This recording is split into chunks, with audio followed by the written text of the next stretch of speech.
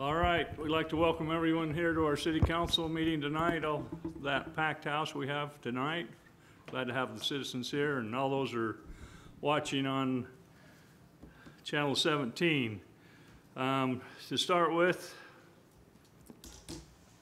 okay, our prayer will be offered by Chad Argyle.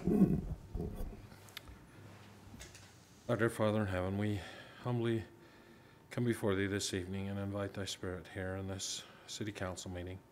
We are grateful for the opportunity that we have to live in this city of Spanish Fork and serve. We ask that thou would bless the citizens of this community, and thou would be with us as we make decisions concerning this city, that they will be ones that will be fruitful to the city, and that we'll continue to enjoy this wonderful city that we live in, and that we're blessed to be a part of and as citizens. We invite thy spirit with us this evening, and we ask and say these things in the name of thy Son, Jesus Christ. Amen. I'll ask Councilman Mendenhall to lead us in the Pledge of Allegiance. The audience, please rise and repeat the pledge after me.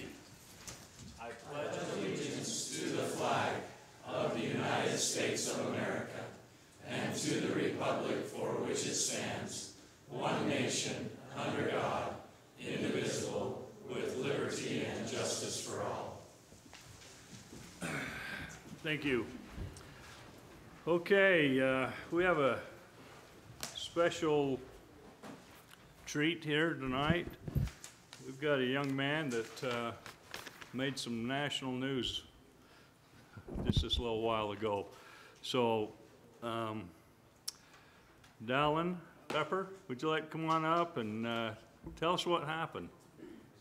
Right here, you come stand right there on that podium and look straight at us. We've got a couple videos too. Do you want to show them after or before? You tell me. You want to do it before or after? Maybe we could show the videos, then you guys might have some questions too. Well, let's do that then. Sorry, Dad.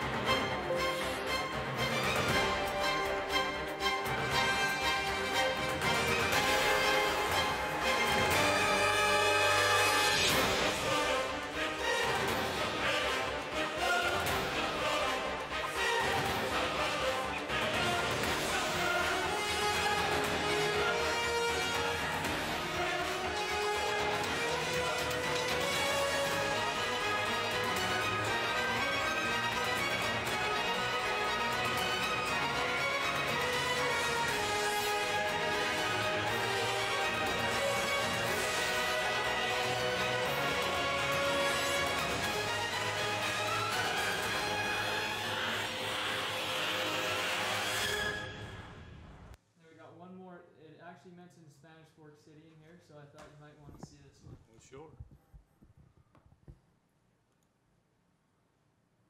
Oh no, hold on.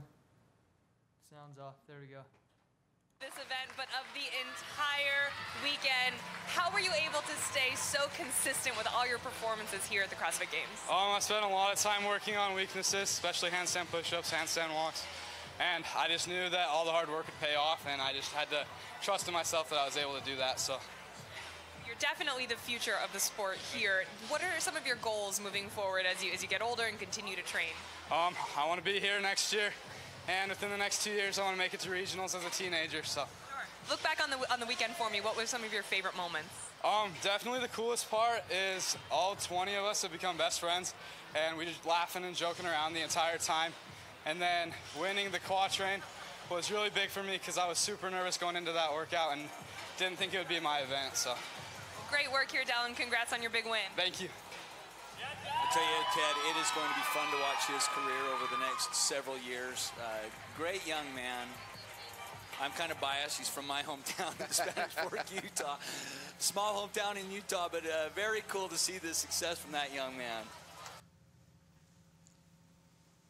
All right, nice job. Come on up. That was awesome.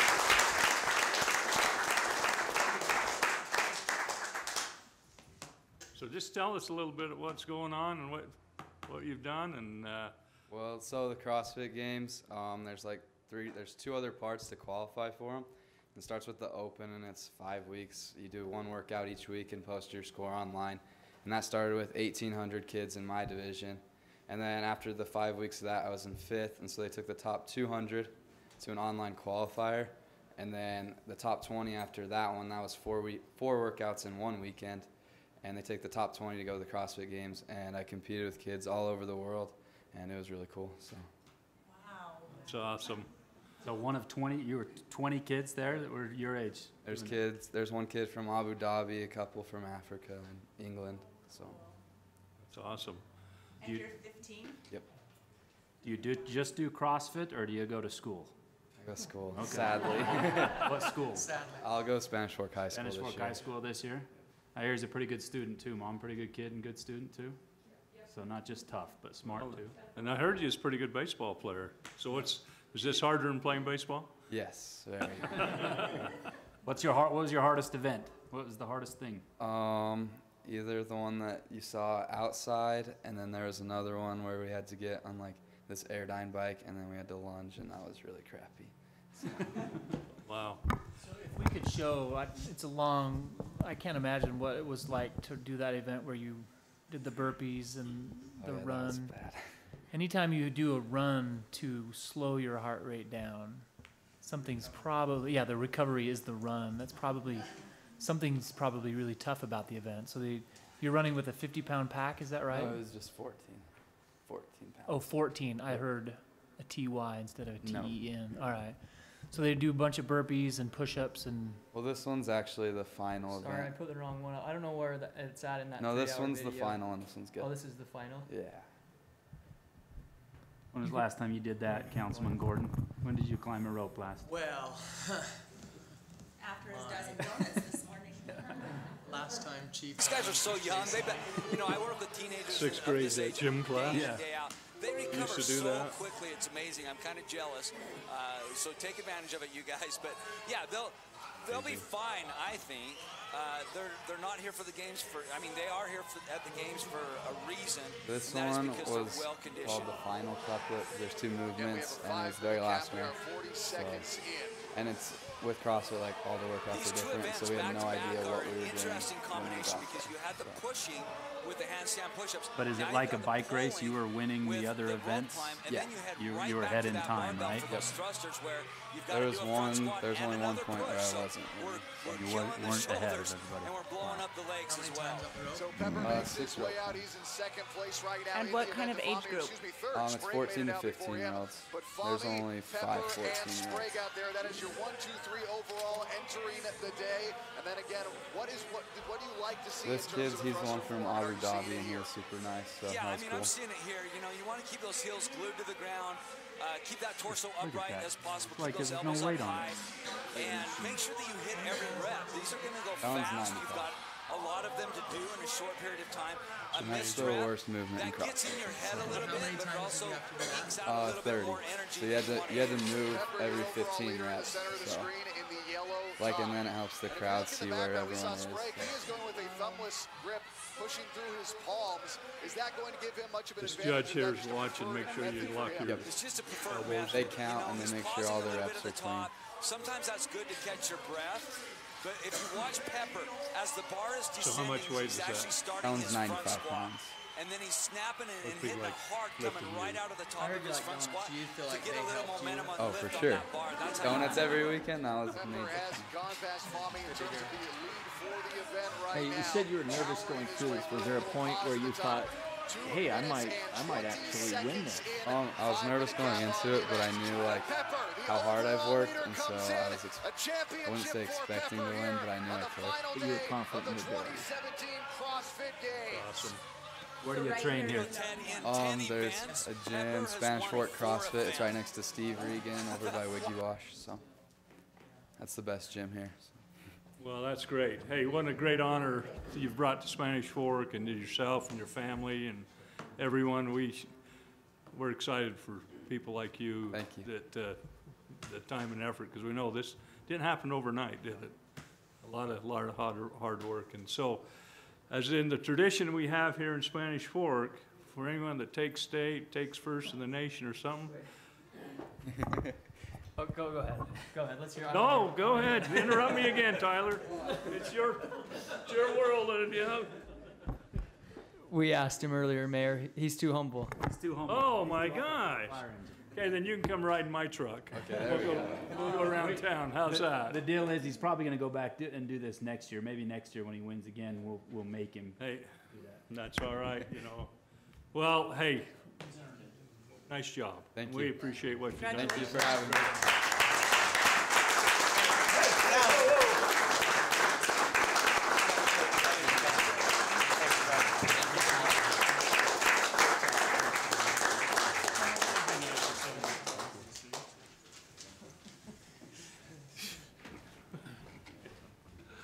All right. Good enough. Great. Okay. All right, moving along, we've got our 2017-2018 Youth City Council members that we're going to swear in. So would they like to come up?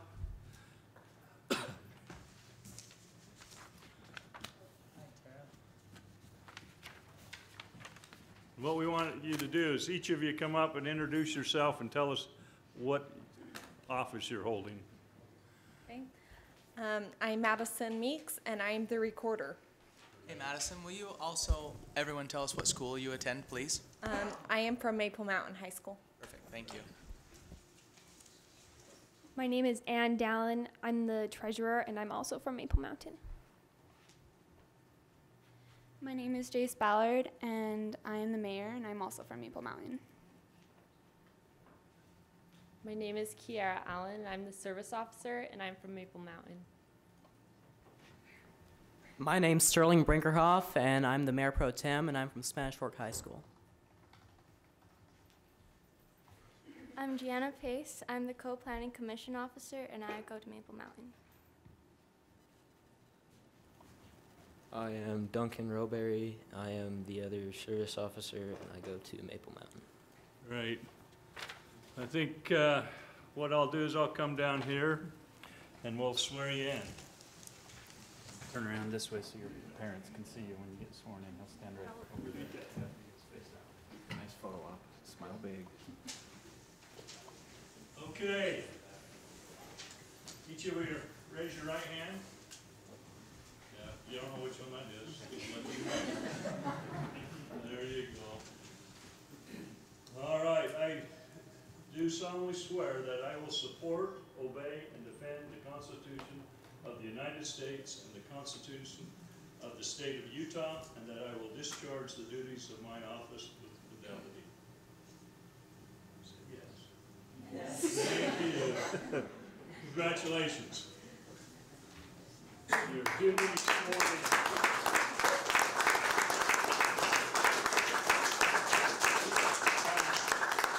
Turn around and shake the hands of every one of these guys here.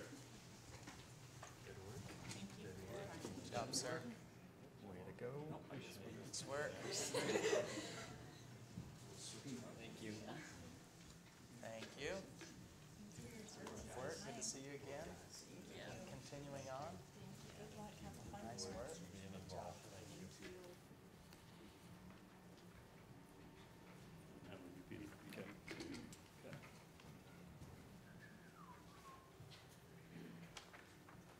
We enjoy our youth council. They do a great job, and we got some great ones there.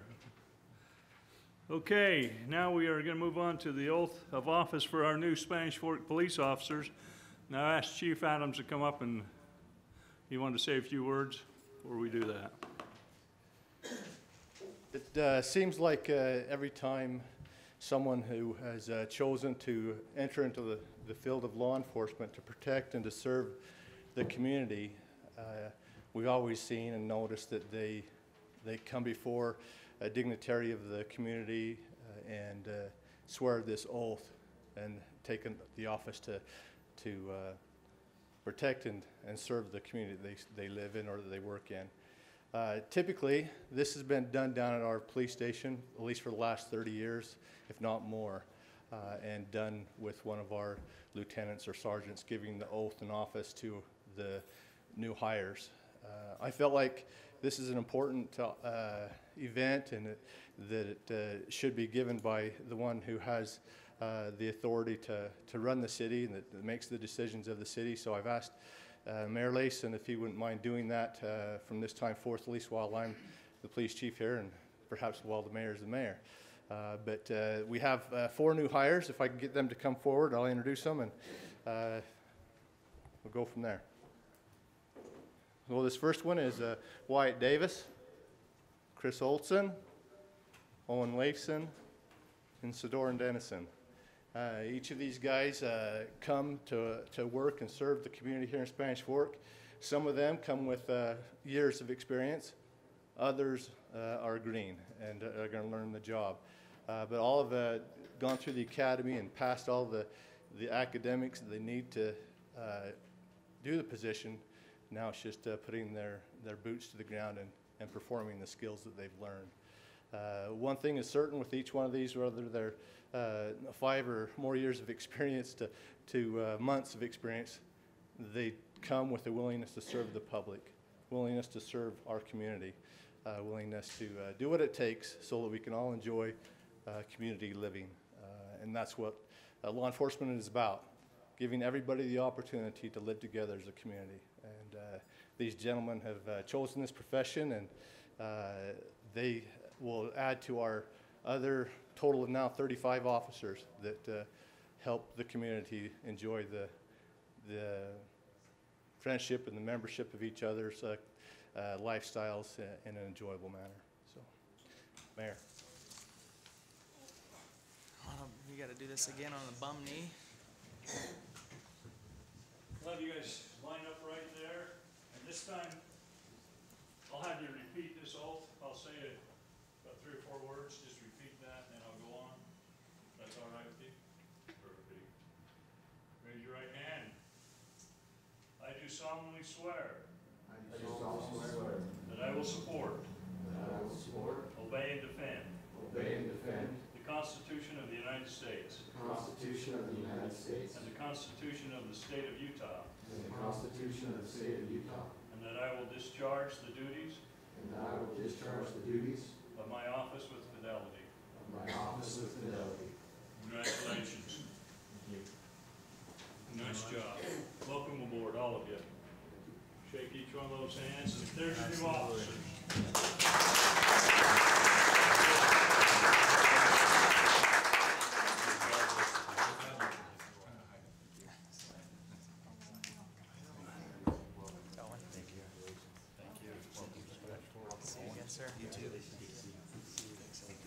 Do you guys know that Councilwoman Beck drives a Volkswagen?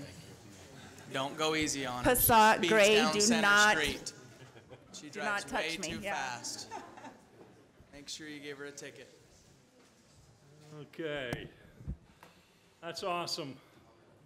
You know, we've got a great police force, and this addition just going to make it better. We should feel very lucky here in Spanish Fork. Thanks, Chief, for all you do there.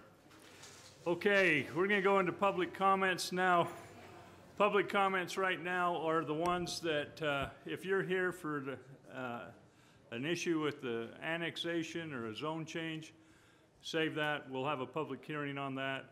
This is for anybody that would like to come and address the mayor and the city council on any other issue. You're welcome to come up here and address us. Seeing none, we'll move on. So we have an agenda request from Jesse. And you can pronounce your last name for me. Yes, it's a little bit tricky. Göteborg. Great. Swedish.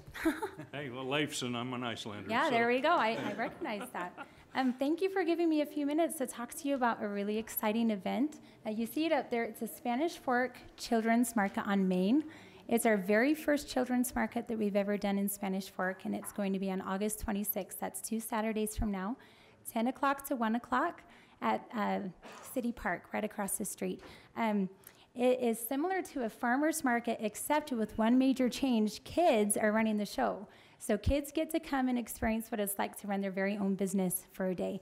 So they will come, set up their own booth, and they can sell anything that they would like. A lot of kids are selling homemade crafts and treats. They can sell retail items. They can sell used toys. The only rule that we have is that parents are not allowed to sell. It's just the kids. So it's a really good opportunity for them to experience what it's like to be an entrepreneur in our city.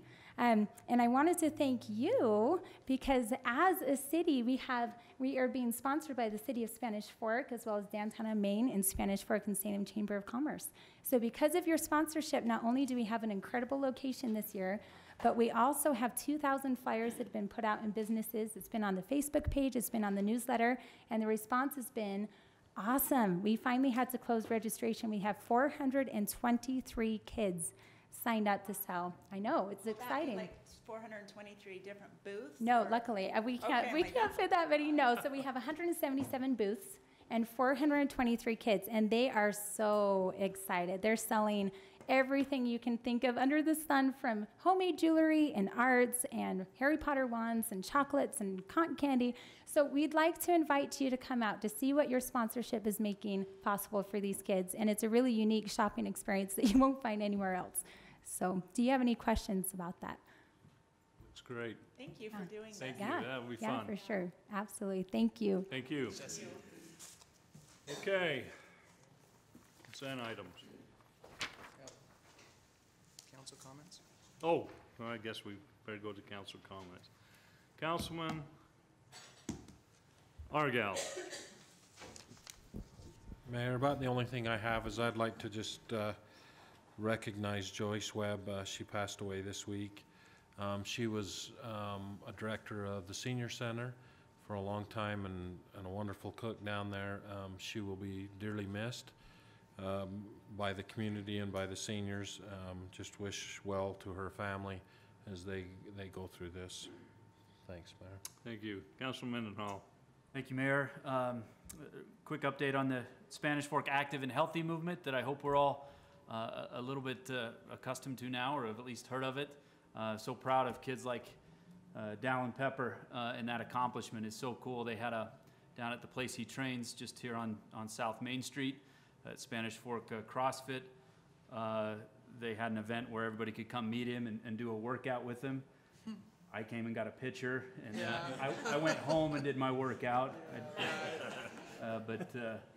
It was fun to see how many people came out to support him and see a great accomplishment from a great young man. Like I've heard from his parents and heard from some other people, he's not just the fittest 15-year-old on earth, but he's also one of the nicest kids you'll ever meet, and a good kid, which is indicative of a lot of kids from Spanish Fork. So it's cool I gave him a green wristband and said thanks for helping our movement for sure. That was shared on our Facebook page, the Spanish Fork Active and Healthy Community, quite a bit, and we sure appreciate an example he is to our youth. Some good news that's come out of the Active and Healthy movement as of late. The county, Utah County, has used our grant that we received from Intermountain Healthcare, which was $225,000 to spend over 3 years to help our community be more active and healthy. They applied for a grant from a national organization called NAMI, N-A-M-I, and I can't remember what that stands for right now, National Alliance of Mental Illness, maybe that's it. But it's to focus on mental health, which has been a part of our movement, is to not only focus on being healthy physically, but healthy mentally as well. The reason why they acquired those funds was that in Spanish Fork, specifically in our area, our suicide rate for teens is higher than the national average, along with our suicide rate for middle-aged men. And so Utah County has been awarded these funds to spend specifically in our area, in Spanish Fork, in conjunction with our grant that we received, to help train community leaders and spiritual leaders, faith-based leaders in our community, to help recognize signs of mental illness and maybe even people that are having thoughts of suicide. So we're excited to work with them. We're excited to schedule some trainings with our faith-based organizations here in September and October, and talking with some of those people already. they say it's a very much needed help that they've got from the county and from the city to try to help solve these problems. So the Active and Healthy movement, I'm happy to report, is moving forward and trying to help some of our most pertinent health issues in Spanish Fork. I had the opportunity to meet with the Rotary 2 weeks ago. That's in conjunction with the Youth City Council that you just saw sworn in here. The Rotary is looking for youth, especially youth just like our Youth City Council members there, to plug them into a Rotary youth organization that trains kids on how to serve better in their community. And so they're going to team up with our Youth City Council and get some of that training done. Again, I appreciate the membership in the Rotary that we have as a city, and the partnership and friendship they provide to the city. They get a lot of good things done, and a lot of it goes unsaid. So I appreciate them. Other than that, Mayor, we have some Utah League of Cities and Towns meetings coming up later this month, a legislative policy meeting that we're invited to, and then also a board meeting later in the month that I'll report on next City Council. And that's all I have. Right. Thank you. Councilman Scobes. Mayor, two things to report. The first, put on your calendar September 16th, the Harvest Moon Hurrah from 3 to 9 p.m. That'll be at Library Park. There are different entertainment events. Maddie Wilson, One Voice Children's Choir, UVU Green Man Group, and a lot of other fantastic entertainment. It's a great thing. I believe this is the 13th annual Harvest Moon Hurrah. The Fine Arts Committee has that planned and has been working well with volunteers to have that great event for our community. And then lastly, summer is very quickly winding down. I believe ALA, the school kids at ALA started either last Friday or this Friday.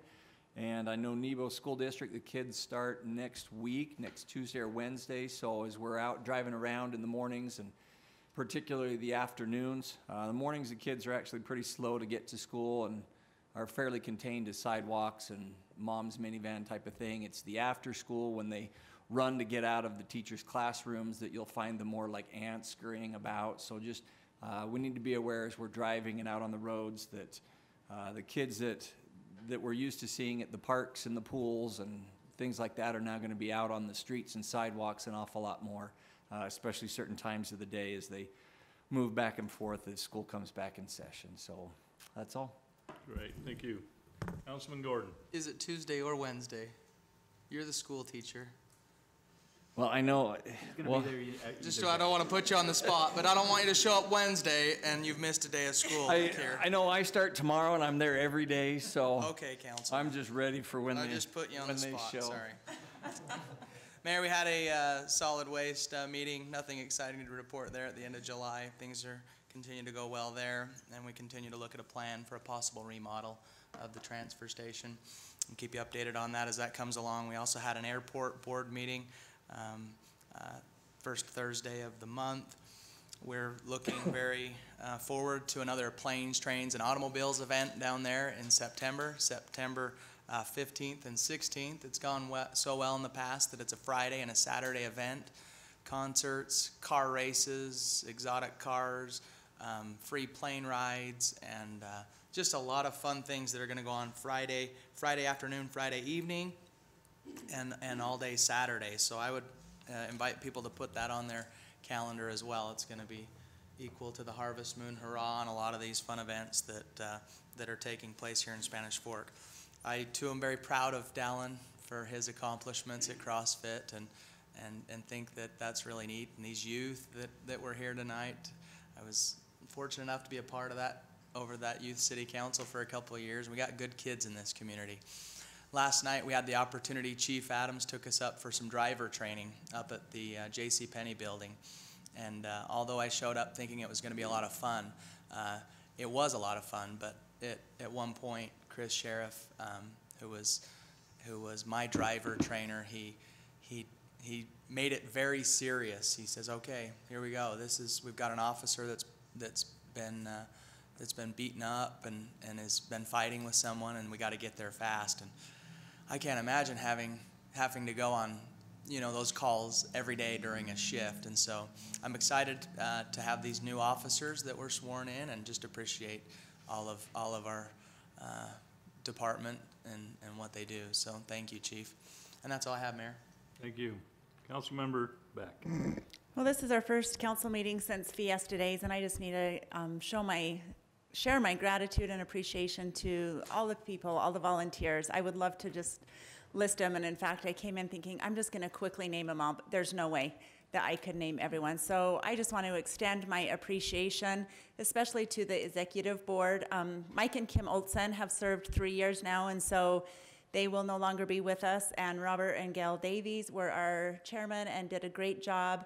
So next year it will be Mike and Angie Clayson will be our chairman. And on Saturday, Mike and Angie Clayson and I went to Steve and Carolee Danzies and asked them to serve 3 years. So just imagine us showing up on your porch, because we don't call because you would hang up on us or not answer the door.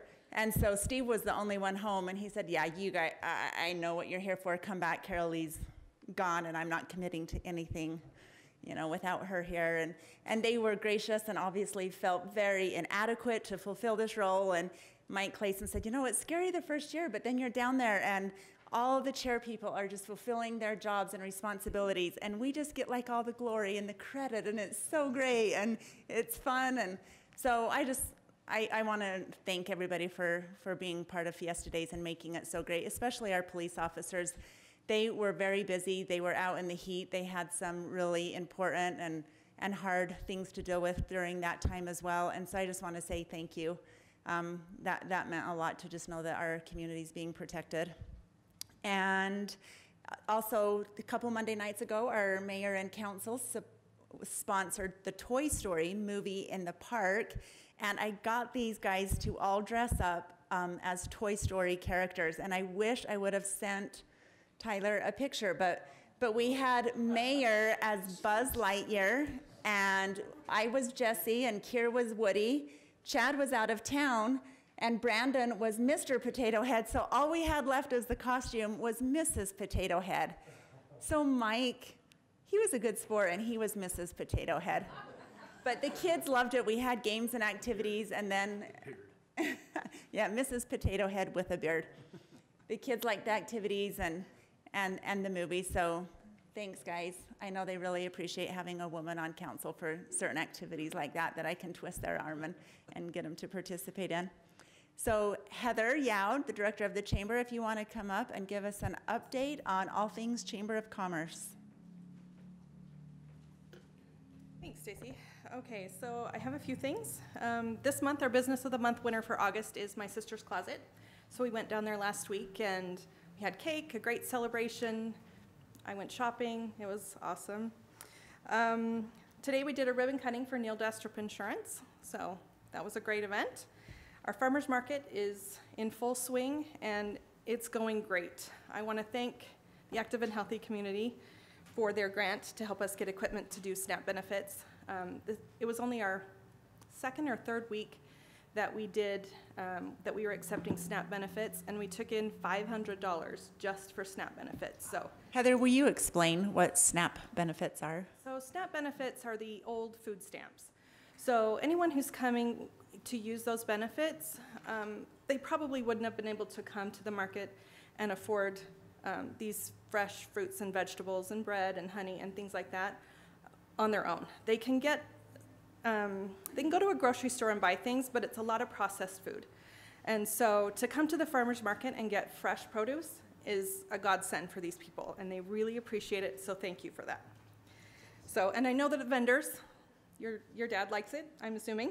So we also have our new networking tomorrow. It's down at the Justice Center. We have Kevin Miller coming. He's not necessarily a motivational speaker. I don't know what you'd really call him. He actually spoke at Salem Days, and Christy Simons on Salem City Council talked him into coming and speaking at our new networking event. He's talking about ways to not just have satisfied customers for businesses, but loyal customers, people who just keep coming back. So I'd invite anyone from the city who wants to come. I think it should be a great event. And then my last thing is our Chamber Summer Barbecue is going to be on September 7th this year. So if you want to attend, we would love to have you. Thanks. Thank you. Thank you, Heather. And that's all I have. Really? Oh, sure. There it is. Tyler? Oh, there we are. Yeah. How convenient you were out of town, Chad. I planned it a year ahead, so. But he donated the costumes and let us use them, so he was there in spirit. Okay, yeah, I think that's enough. Thank you. All right. I told Tyler he's not doing good tonight. Yeah, thanks a lot, Tyler. We'll talk about this after. Ditto to everything they said, especially our celebration. I too want to thank all those volunteers that we had for our Fiesta Day celebration. It was awesome once again. It was just amazing, all the things, the feedback I was getting from people was phenomenal from every event, and from the street dance to the rodeo to everything else. And so we've got great volunteers, and it's a great city to be a part of, and that we can celebrate together and grow closer together as the citizens here. So thank you. Okay, consent items. I make a motion to approve the consent items. Second. Got a motion by Councilman Gordon, a second by Councilmember Beck. All in favor, say aye. Aye. Any opposed? Okay. Okay, we're moving down to public hearings. Our first one is zone change for the Weaver Vineyard. Exactly. Thank you, Mr. Mayor. There's another part to this one as well, a proposed preliminary plat. It is a public hearing because of the, yeah, let's let it rip there. Zone changes because of the preliminary plat. The subject property is the old Sun Rock Pit, just off of Arrowhead Trail. Assume that most of us are familiar with that. So Del Monte and Arrowhead meet right here. That's the intersection of Del Monte Road and Arrowhead Trail. This area here is included in the proposal.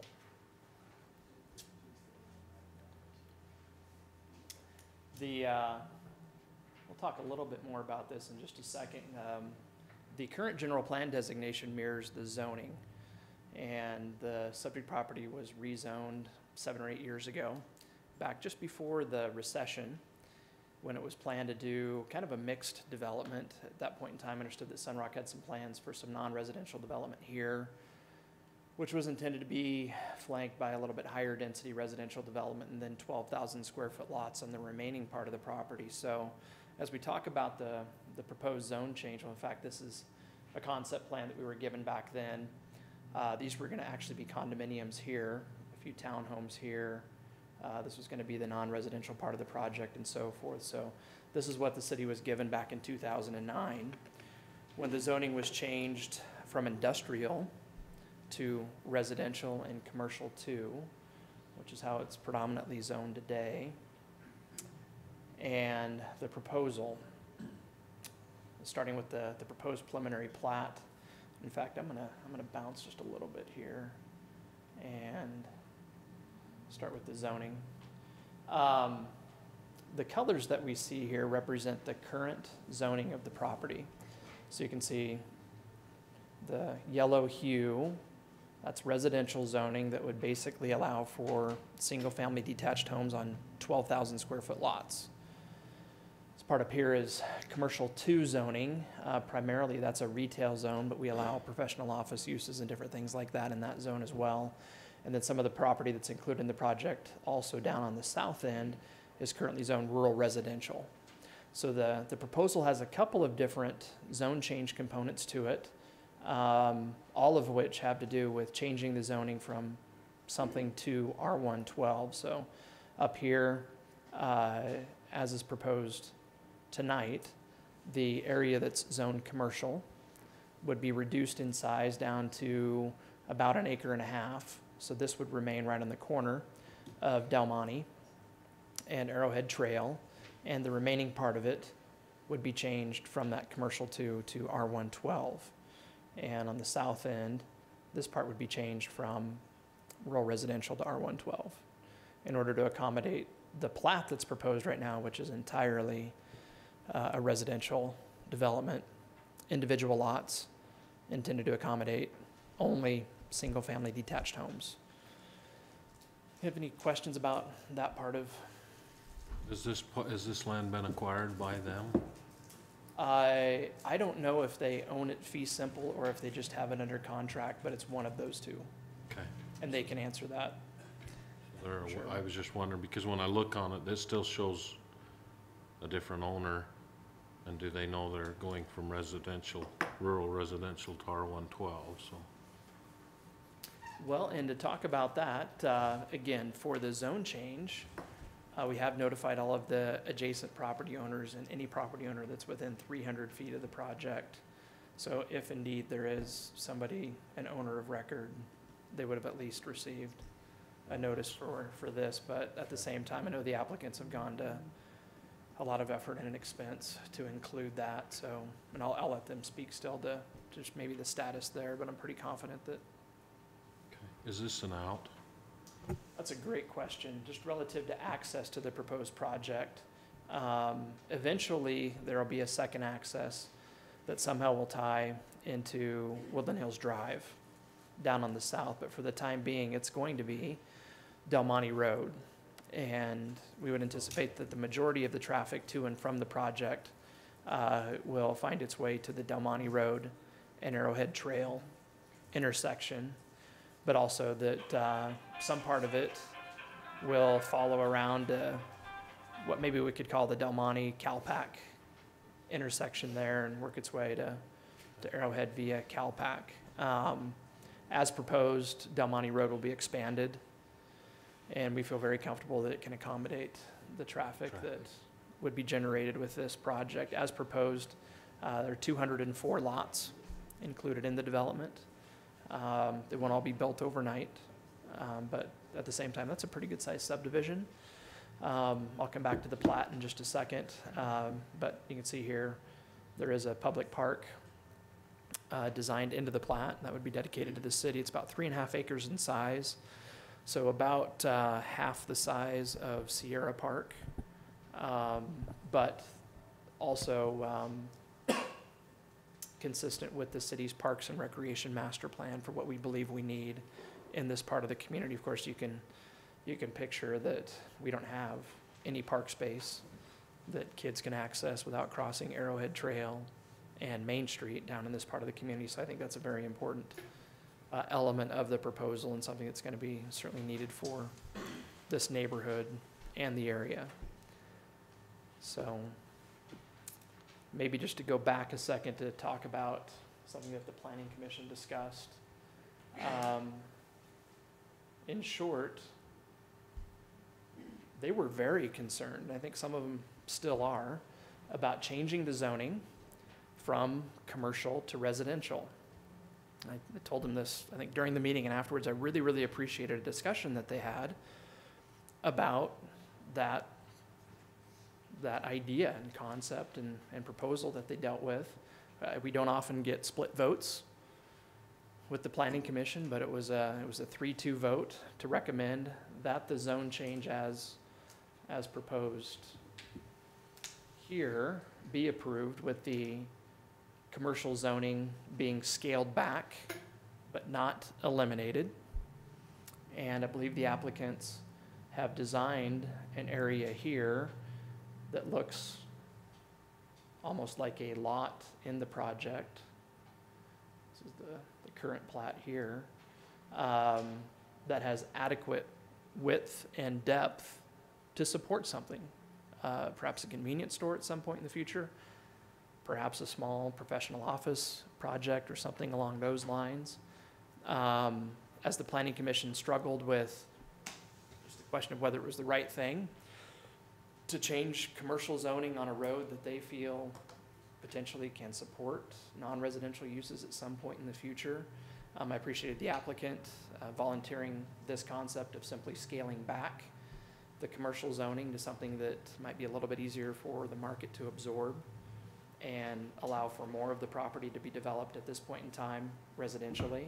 And that's what the Planning Commission recommended, again, it was a split vote, but they did recommend that the proposed zone change be approved so that in this area here, that's currently zone C2, that would all be changed to R112 except for that area right there. Have any questions about that?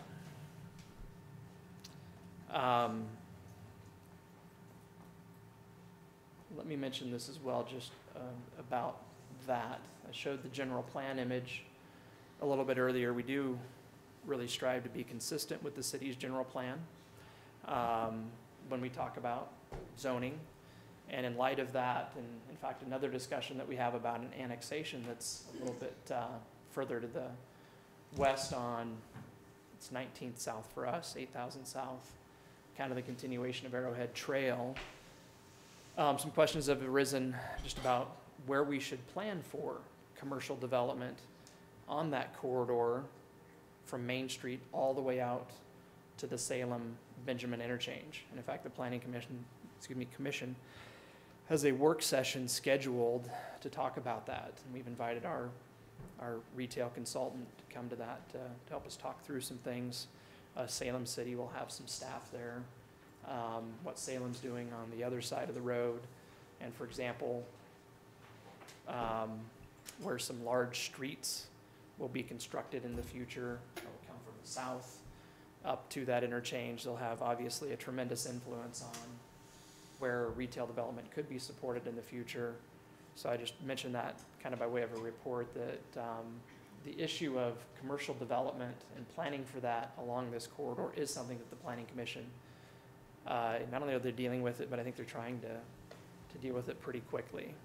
So likely you would see a proposed general plan amendment, I would guess, in the next couple of months after they've made a recommendation on that. That all being said, for a number of different reasons, staff feels very comfortable at this point in time recommending that both the proposed zone change and proposed preliminary plat be approved. We've taken quite a bit of time working with the applicant on different engineering issues. And I think as of now, the plat is pretty clean. I don't think there are a lot of outstanding things that we'd recommend that you consider as proposed conditions of approval. We kind of have the catch-all there, just that they meet any requirements that our engineering department might have. But again, otherwise we recommend that the plat and the zone change be approved. Okay, thank you. Since this is a public hearing, I'd entertain a motion to go into public hearing. So moved. Second. Got a motion by Councilman Scopes, a second by Councilman Mendenhall. In the public hearing, all in favor? Aye. Sorry. In the public hearing, anyone that'd like to come up and talk about this subdivision annexation, zone change, just so to let you know, you have 3 minutes to come and talk, and we'd love to have you come up, but we don't want to have you, each people come up and say the same thing. So, you know, if you have something new to say, feel welcome to come up and talk to us. If not, we're going to hold you to 3 minutes, not only on this one, but on the other one coming up. So just putting the ground rules down. So if I interrupt you, let me apologize right up front. You know, I don't mean to, but in the interest of time, we want to hear everybody, but we don't want to keep hearing the same thing over and over again. Okay, anybody that'd like to talk about this subdivision, or I keep saying subdivision, but zone change, you're welcome to come up. There you go. Come up and state your name. Julie Smith, Clyde Properties. Just to address your question, that one parcel on the south end, that's owned by Scott Peterson. He's our engineer. So he is our owner I just got a of it. text from You got that? somebody Okay. in the city. Thank you. Great. Anyone else? Seeing none, I'd entertain a motion to go out of public hearing. So moved. Second. Got a motion by Councilman Gordon, a second by Councilmember Beck. All in favor, say aye. Aye. Okay, any comments or discussions? First question I have is, Dave, There was discussion on a lift station, change in elevation of that area, the housing, infrastructure that would need to be built and stuff. Where are we on that? I guess end state or future plan? Can you enlighten me? I can, but I think the applicants, or maybe their engineer, can do a better job. Yeah, so Paul, do you mind? Wonderful. I don't know if you can pull a map up of the city, but our project is designed so it will gravity flow. It's actually going to go over and cross the state highway, go down past the city's wetland area, all along the river, and eventually chase the sewer until we catch up with it at State Street. We will not require a lift station. However, I think for any lift station to work west of this area, we need to do our improvements first. Either that or you're going to increase the city's responsibility by about $1.5 million. So anyway, we're prepared to go ahead and do that. We're actually hoping to do a crossing on State Street just in the next couple of weeks here and get that work completed. You said State Street, Main Street. Right, I'm following. Main Street. Thank you. No, thank you. Can I just elaborate on that a little bit? We'll talk about this in future months. You are aware already that we have some plans to kind of partner with developers to install a wastewater sewer lift station someplace out in this vicinity here. So west of the subject property that we're talking about tonight, but eventually the effluent that would be collected here will be pumped in opposition to gravity up to some point in the vicinity of the applicant's development to where it'll be able to gravity flow from there. And from that perspective, the infrastructure that would be developed in order to allow this project to happen is, as I see it, one of 3 pieces of infrastructure that, for better or for worse, in the way that we're planning, I hope it's certainly for the better, but it will allow for all of the area out towards the Salem-Benjamin interchange to be served by Spanish Fork City Sewer. So it's a big deal and probably shouldn't be understated just relative to that critical piece that'll happen with this. And in the next couple of months, we'll be talking, I think, about the next piece, and that's what will lead perhaps to seeing more houses under construction in the next couple of years out towards that interchange. Real quick to piggyback on the sewer discussion we're having here, Dave, in DRC and in planning and zoning, it looks like it was discussed about coming across Arrowhead Trail and that there's a pretty short window to try to do that. It's actually Main Street, yeah. Oh, it is Main Street, it's not Arrowhead? Right. And you want to talk about that? Just push it. What we'd be doing is we'd be collecting the sewer from this side. We will be going from this corner across the highway. Then we will follow along the river. I think it's right in this area. Oh, it's right there, I'm sorry. There's actually a location of the river that's just high enough we can slide underneath the river. Then the sewer will run up through the McKell property, chase along the city trail, and then we run up, and I believe it's right in this area somewhere where we actually are able to catch sewer, and it'll gravity flow from that point. Is there still a short window there, the county fair that's about to go on and cutting into Main Street? It is a short window all the way around.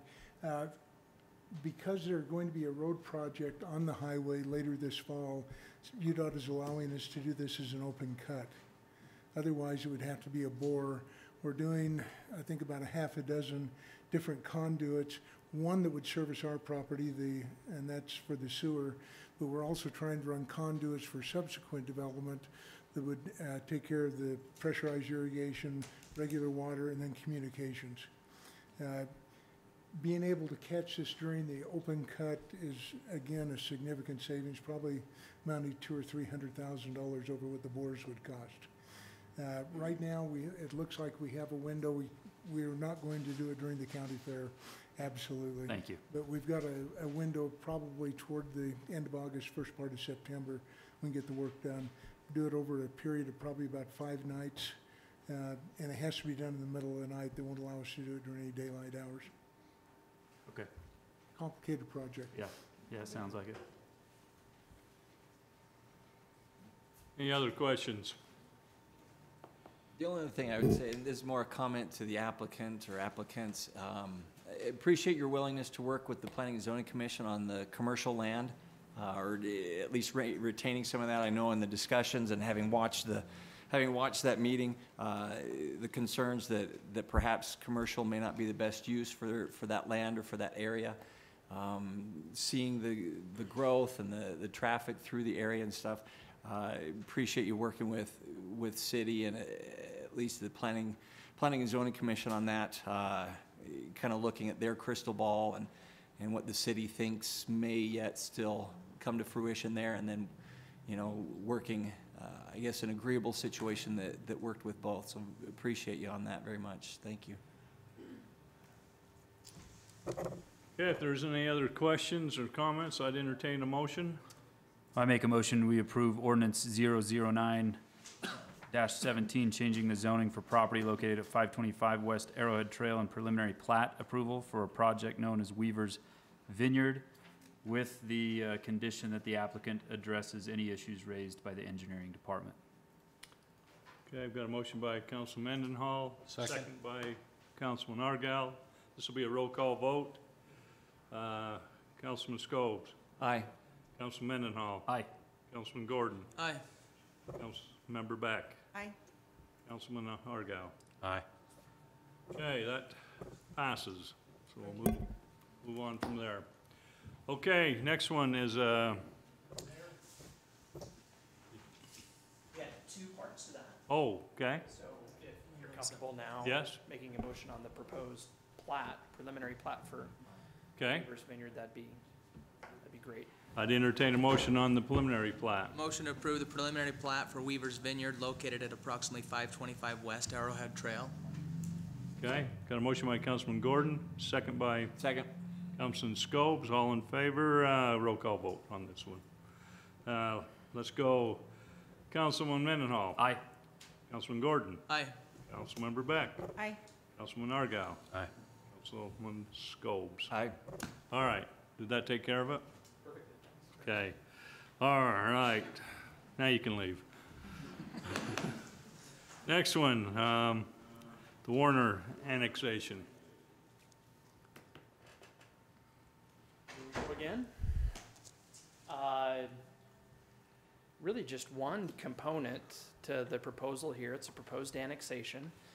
This is ultimate follow-up to some action that the City Council took a number of months ago to accept this annexation petition for further study. So I'll talk over the course of the next few minutes about some things that have happened since then.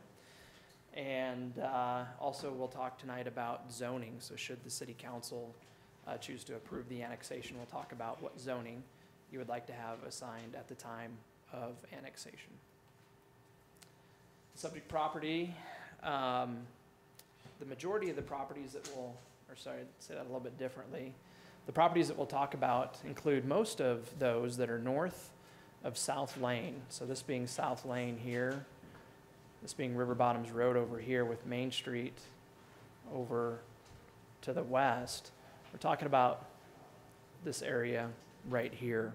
Most of the area right now is being cultivated. There are, however, homes, a handful of them, in the annexation area as well. And to talk a little bit about land use. Currently, the general plan for the area that's included in the annexation has 2 different designations to it. Medium density residential, which is indicated by this, whatever you want to call that, maybe mustard colored shade that we have here, and the orange is high density residential. So in this case, of the medium density residential, we talk about ranges of density in our general plan, something between 3.5 and 8 units to the acre, or zoning that would allow for that kind of development, in our view would be consistent with the general plan for this area here. For the orange, the high density residential, that range would be 9 to 12 units to the acre. And I'll also mention this although I don't think it's terribly important. There is a small area included in the annexation as well that is designated commercial on the general plan, but that hasn't been yet the focus of a lot of discussion. Just a little bit of history quickly. It's been good for me to kind of have my memory jogged about discussions that have gone back a number of years relative to not only land use for some of the properties that are included in the proposal tonight, but also just development and timing, and how past city councils have felt about this area changing and being developed. This is an image that I dug out that we put together for a work session that we had with the city council back in 2007. We had a couple of different meetings where we talked about where should Spanish Fork City grow. So if you think back 10 years ago, some big events had taken place within the 2 or 3 years preceding that. The Nebo School District had bought land out in this area here and had installed some infrastructure, and they had just started to construct Maple Mountain High School. So it was in 2004, 2005 that the Sunny Ridge development started over here. But even then, which back then, again, Maple Mountain High School was just barely under construction. The majority of this area here that since has developed at a rather quick pace was still largely vacant. And the exercise that we went through at the city council was to try to determine which areas that currently weren't really being developed should be earmarked for infrastructure and other things that would encourage development. So if you see these numbers here, different areas, we set out, I think it was something like 15 different areas, and talked through the merits or maybe the problems that might come with trying to steer development in those particular directions. And in short, we boiled it down to this. These areas, options A and B, which for a variety of different reasons, many of which had to do with infrastructure, and where we felt provide services in a fairly efficient way to accommodate growth that at that point in time we were pretty convinced would come. And I think it's almost it's a strange coincidence that tonight we're talking about this area when we also talked about a development that would help facilitate ultimately the development of this area. But you could say essentially three parts of the city's annexation policy plan were identified as being the places to direct growth. The area out around the Maple Mountain High School, that didn't take a lot of thought. That was easy to foresee that coming. And frankly, there wasn't a lot of talk about these two areas either. It seemed to make very rational sense to both the Planning Commission. We had a work session. This is actually an image from the second meeting that we had with the Planning Commission and City Council both, where this was discussed.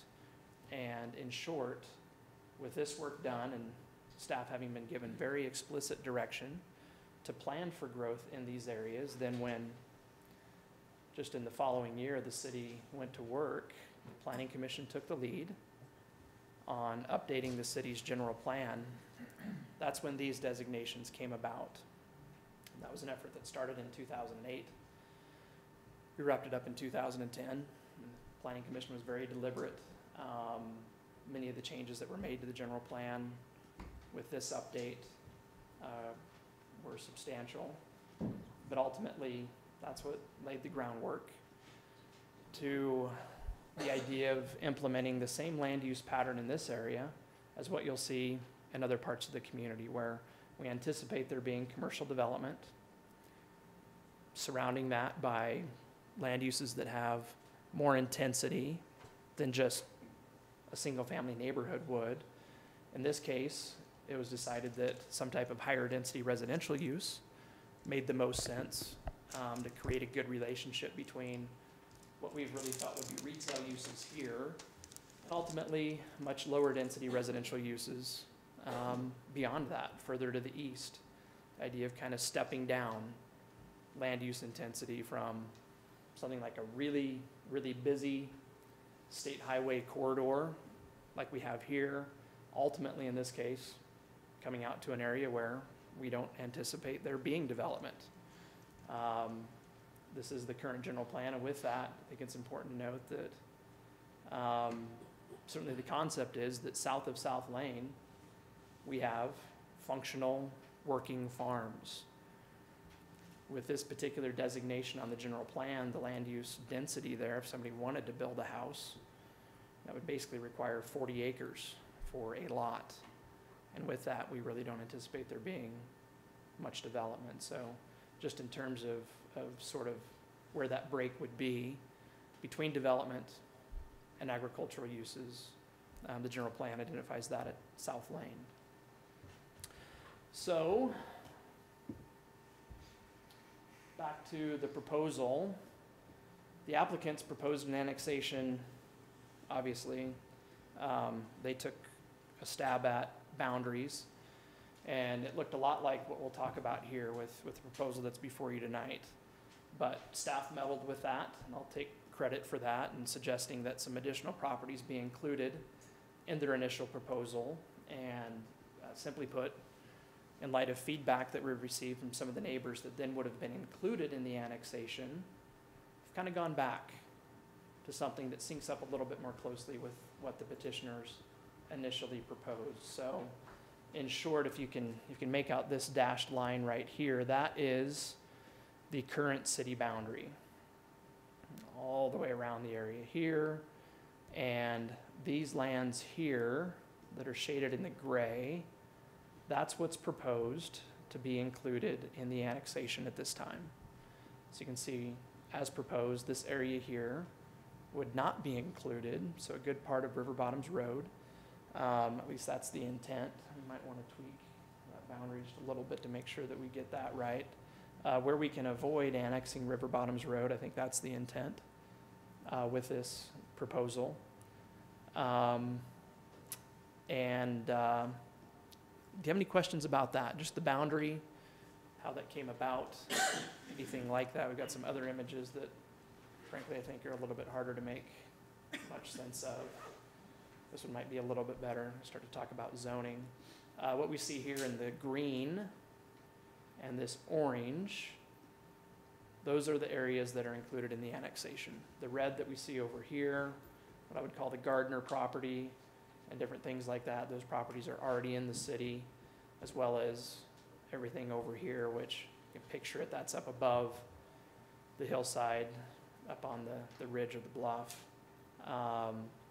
That's already in Spanish Fork City, so this area here would remain in Utah County.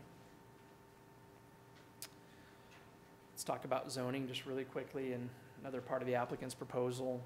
One thing that we've heard from several property owners that would be included in the annexation is that they'd like to continue to do what they're doing now, which is to farm one way or another. So I guess with the applicant's consent, the proposal is to have those properties zoned rural residential at this time. Should you approve the annexation, that's the green. And with that, they'd be able to have, frankly, unlimited number of large animals, animals as part of any kind of a farming operation and that sort of a thing in that rural residential zone, as well as to continue any kind of cultivating activities or really anything. I believe the uses that are permitted in our rural residential zone mimic very closely what you can do today in Utah County, given how the properties are zoned in the county. The other part of the proposal involves potentially zoning property at this time, at the time of annexation, for a development. The applicants have about 30 acres, and they are proposing to have that developed with a subdivision. We call it a lot of different things, but it'd be built, as I understand it, with homes that would really be geared at some kind of main floor living, particularly intended to attract persons that are retired, 55 and older, kind of a demographic, and I'll let them talk more to the specific concept that they're looking to follow here with this project. Just looking from a very high up perspective, as proposed, this project's just over 4 units to the acre. And with that, it could be approved with R1-6 zoning. And that certainly is consistent with that general plan designation that I mentioned earlier, which is the range of 3.5 to 8 units to the acre. In fact, obviously, at just over 4 units to the acre, and just in terms of density, they're really at the low end of that range. We've talked about several different things that we think need to be addressed in order to accommodate this development.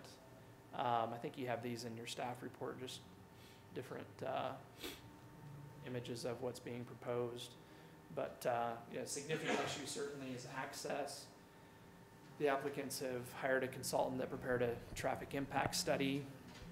I don't think we as staff were terribly surprised at what that study ultimately said, but in short, with this property developing here, it's anticipated the majority of the traffic from that would get to and from the project via Main Street and via South Lane.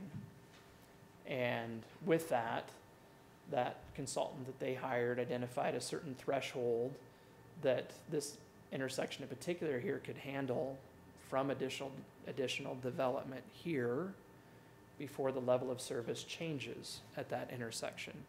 And that's something on the order of 60 or 70 homes, about half of the project, they said could be done before you started to have issues with that intersection. Now, we as a city require a second access to a project before you get to your 51st home in a development. We'll allow up to 50. And then we require a second access. And that's something that we've talked with the applicant about in a number of different ways. They could provide a second access to the project. Frankly, I think as long as they understand that we won't approve a plat that would put them over that 50 home limit until they have a second access in place, I don't feel that necessarily at this point in time we need to solve that problem. Because again, there are different directions that they could go and different ways that they could accommodate that.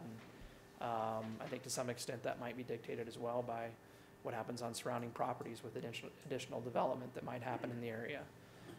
But I want to talk as well about what probably is at some point in time, and it might be decades away, would be I think in our view as staff, the ultimate solution to providing access to this area and maybe even a good part of the community. Right now, Volunteer Drive essentially dead ends at Main Street, or at least at T intersection there. It's not really a dead end, but stops at Main Street here. And going back for a lot of years, Spanish Fork City has anticipated that this would be a 4-way intersection and that there would be a substantial road that would proceed eastward from that intersection, just like we're planning to the west. We've, again, worked with our engineering staff and others to design potential alignments, and we'll go back in a second to the applicant's concept plan to see how they plan to accommodate the continuation of Volunteer Drive rather, through their project to tie into South Lane. What happens beyond South Lane, I think, will be dictated by things that it's really hard to predict at this point in time, whether they ever would happen. But for the time being, that's the plan that we have to go from point A to point B. There are 2 other property owners that would be involved in making the connection over to Main Street, and a third, in addition to the applicants, that would accommodate the construction of what we think should be a roundabout here to facilitate the kind of movement that would make sense with a road of this type, something that might sometime have a pretty high traffic volume to follow this kind of a route with not quite a 90-degree turn, but maybe something close to it. Again, the applicants, they've understood what the city's expectations are relative to providing for that facility, and that's what they've designed into their plan. Does anybody have any questions about any parts of that, the proposed concept? You're not asking us to approve any concept this evening, right? We're merely annexation and discussing zoning. an annexation if What we do want, I think, always to do is to not ask you, so this is as staff, our goal is to not bring a proposal to you for zoning unless we have a pretty high level of detail relative to what the ultimate use of that property is going to be. So that's what that whole part of my presentation tonight was about, just that side of things. Again, just proposed boundaries of the annexation, and lastly, there are some conditions that we think certainly merit consideration if you are inclined tonight to act to approve the annexation. We didn't talk a lot about this, or I haven't yet. And Corey Pierce from our engineering office is here tonight, and he can speak to some improvements that we think should be made before any development occurs in the annexation area, particularly to the Millrace Canal and River Bottoms Road. I know that our staff's met with the county engineering, public works folks to talk about how to do some things that we think in a relatively simple way might make a bad intersection a lot safer. And you can read the other items that we have there as proposed conditions as well. But both staff and the Planning Commission have recommended that the proposed annexation be approved with the property zone both rural residential and R16, as is identified in the staff report and in that image that I showed earlier. Good enough. Now, we've got the applicant here with a little slide presentation. If they want to come up and do that now before we go into public hearing, let's do that. Kind of give us a little more idea of what's going on there. Okay. My name's Mark Warner. Vicki Bradford. So, yeah, we would like to just give you a little history of the property, just so you understand that our roots run deep in Spanish Fork. We've been here, our family has been here since Spanish Fork started. So the farm's been in the family since the 1850s, when the upper settlement was first established. So Jesse Peyton Holt was my second great-grandfather, and he really homesteaded the property and legally recorded it in 1860 from homesteading. This is his family.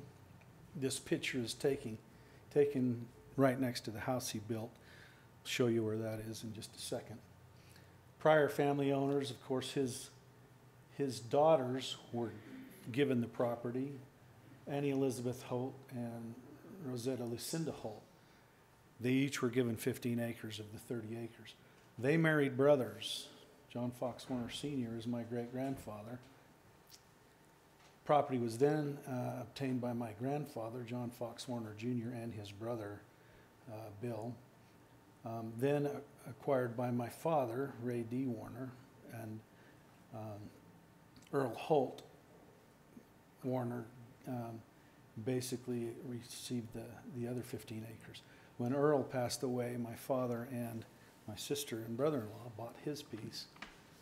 And then when my mother and father passed away, my sister and I bought out the rest of our siblings. So the full 30 acres are owned by us two. So just really quick, and you might have some questions about this, but we did the traffic study, which has already been mentioned. We won't go over that. The only thing I would want to mention with that is that traffic study was based on 183 units, an original concept plan. We're only proposing about 130-ish right now. So there is a difference, and we're proposing active senior housing. So I don't think the active seniors are going to provide nearly as much traffic as what the original study looked at, but still we're fine with the study.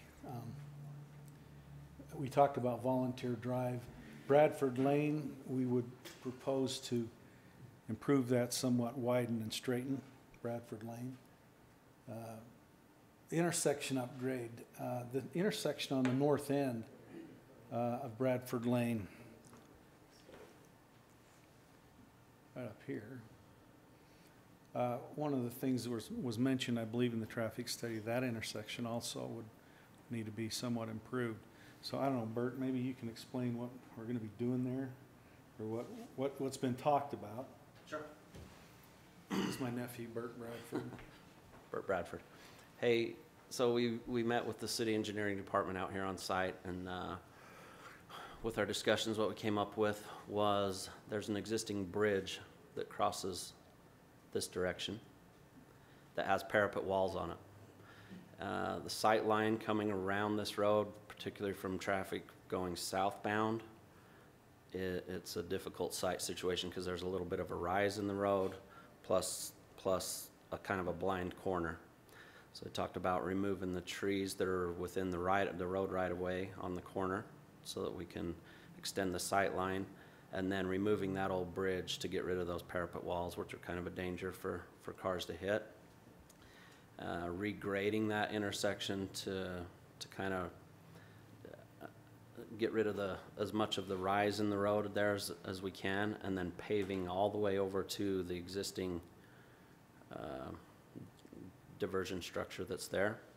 And then around that diversion structure, arranging some Jersey barriers so that if a car did overshoot that intersection, they would hit the Jersey barriers and deflect back onto the road so they don't end up in the canal. And yeah, I personally think that would be a great solution to that intersection. Gives some more pavement for Bradford Lane also to kind of to approach that intersection, and kind of gives them a staging area where they can see further back up River Bottoms Road before they pull out in front of someone there too. But that was what we had there. Thank you. You want to talk about? Oh, yeah. But do you have any questions about that, about the fix on that intersection? That'd be good to get that fixed. Yeah, it's bad. It's been that way for.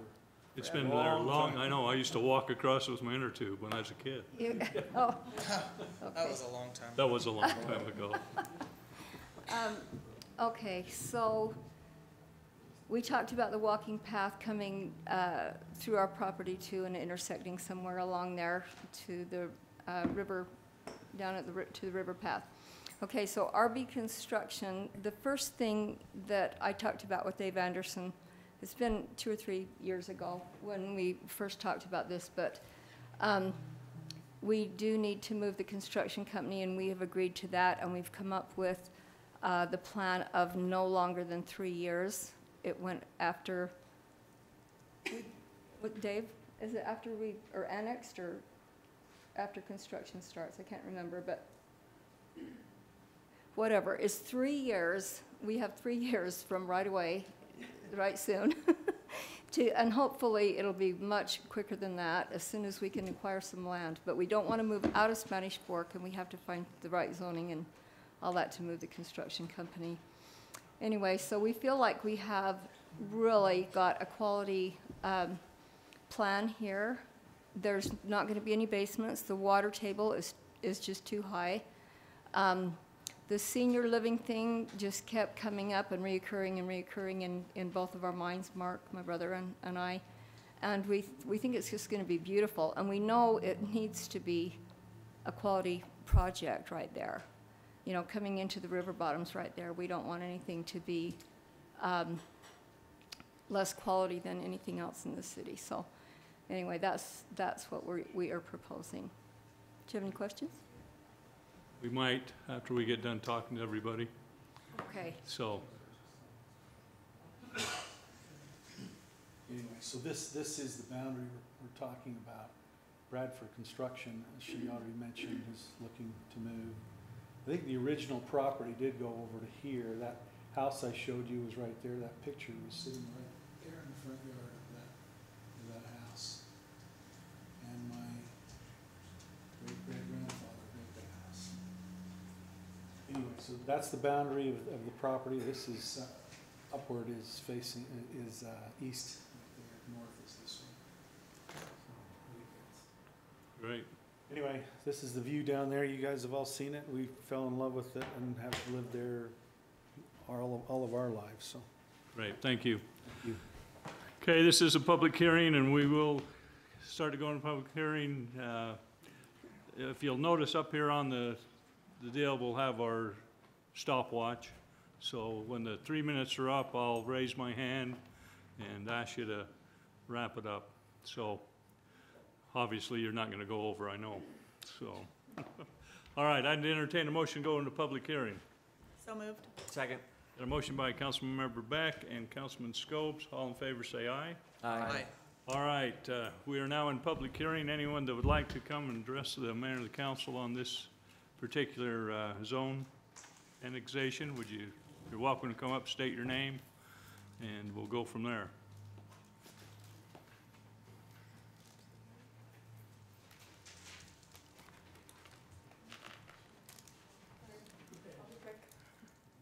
My name is Diana Nixon, and if you can show the aerial view.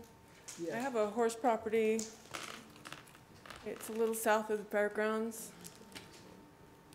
And it will basically make us surrounded by high and medium density. Makes me very sad. There's a pointer there if you want to use that pointer to show where you're at. Yeah, laser pointer.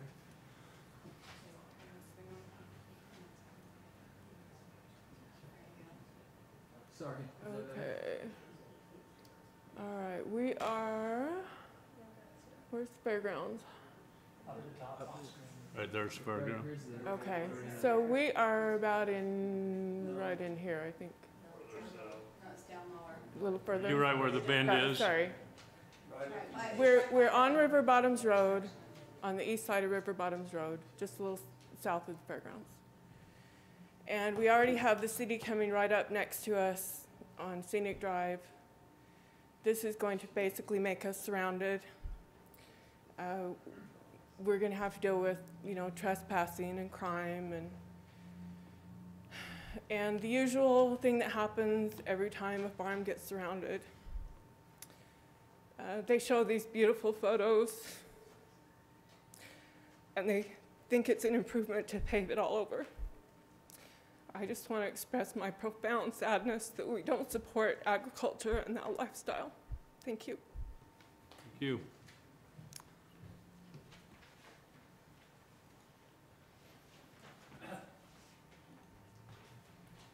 Wilbur Stevenson. I've probably been in the River Bottoms longer than anybody. I've been there for nearly 60 years. And 40 years ago, I was part in the county and part out of the county and part in the city. So I said I had more property in the county, and so I was never been able to participate in city elections, voting, or anything like that. So I just collected taxes for you through the business that I had there. But I'm not opposed to the annexation whatsoever.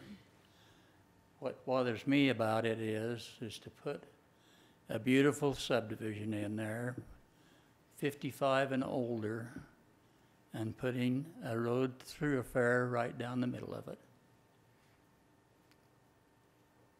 Which, I don't know whether you can bring this back up or not.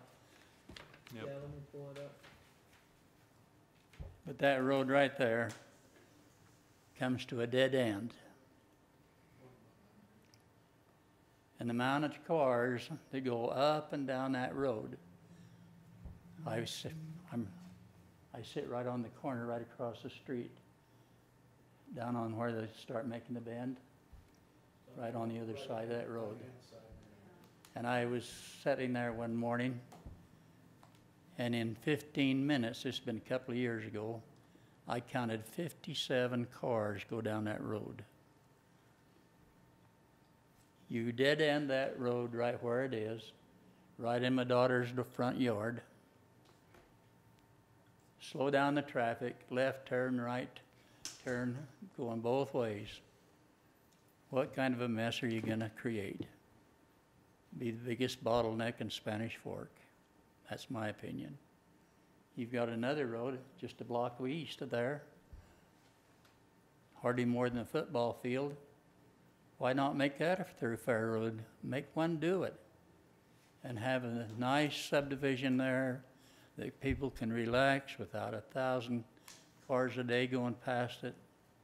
And, beautiful area, wonderful time. 1968 or 69, I don't remember which year, we come up with named for Spanish Fork, home of pride and progress. Let's keep it that way. Thank you so much. Thank you, Wilbur.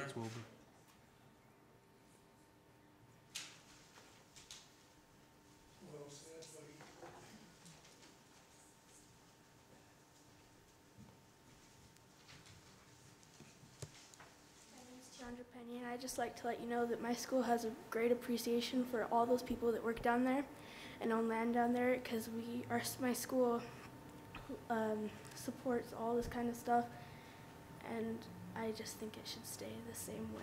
I love how Spanish Fork is. It's a great city to live in. Thank you.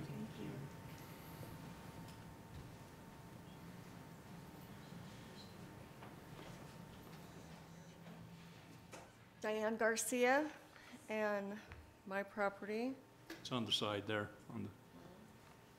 right there. My property is all of this and all of this. So all the discussion about this intersection affects me. When they talk about the 15-foot right-of-way, it's actually owned by me. I pay taxes on it, so it would be taking away some of my property. This right here, where the canal goes under the road, it floods every year. The water flows down and floods down in here. I have lots of photos of more than a foot of water all down through here. So to put homes down in here until this canal is fully piped is jeopardizing senior citizens, 55 and older.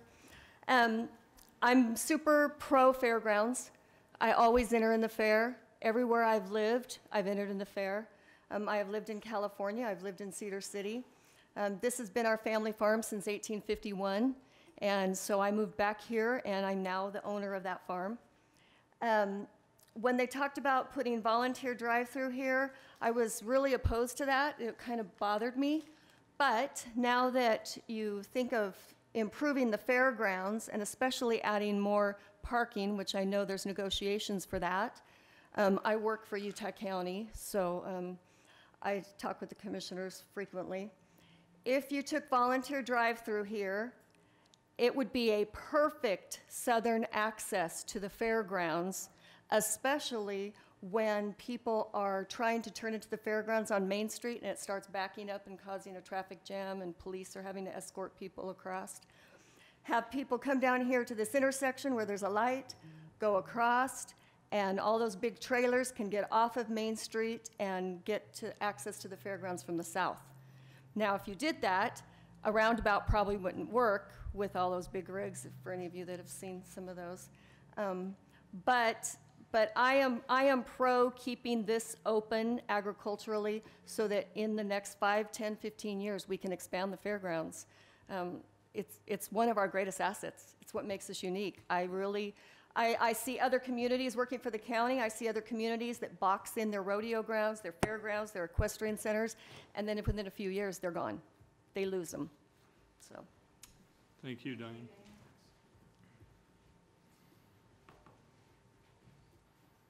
Karen Olson. Oh, here it is. No, right here. Right there. And yeah, how do you run It's it? on the side. Yeah. It's technology. That Okay. foot. Right there. That area right there. I grew up in that house, and there used to be a little hill in front of our house. Trees, and then the hill, it went down to the road. As years have gone on, that road was raised and widened. It's maybe 10, 15 maybe feet in front of my house now. So I'm very concerned about the traffic on that little road right there, on River Bottoms Road. And now, of course, the canal is underneath the road as well. That has, other issues as well. So I'm concerned with all of the traffic that it's going to bring to River Bottoms Road. Already, they hit the turn and they're going 50 miles an hour. Speed limit's 30. Either direction. And now we're going to bring more traffic onto that road. And along with what Diane was saying, high density, I'm very opposed to that high density section right through there. If you're going to have fairgrounds, I don't think fairgrounds and high density housing go together. Thank you. Thank you.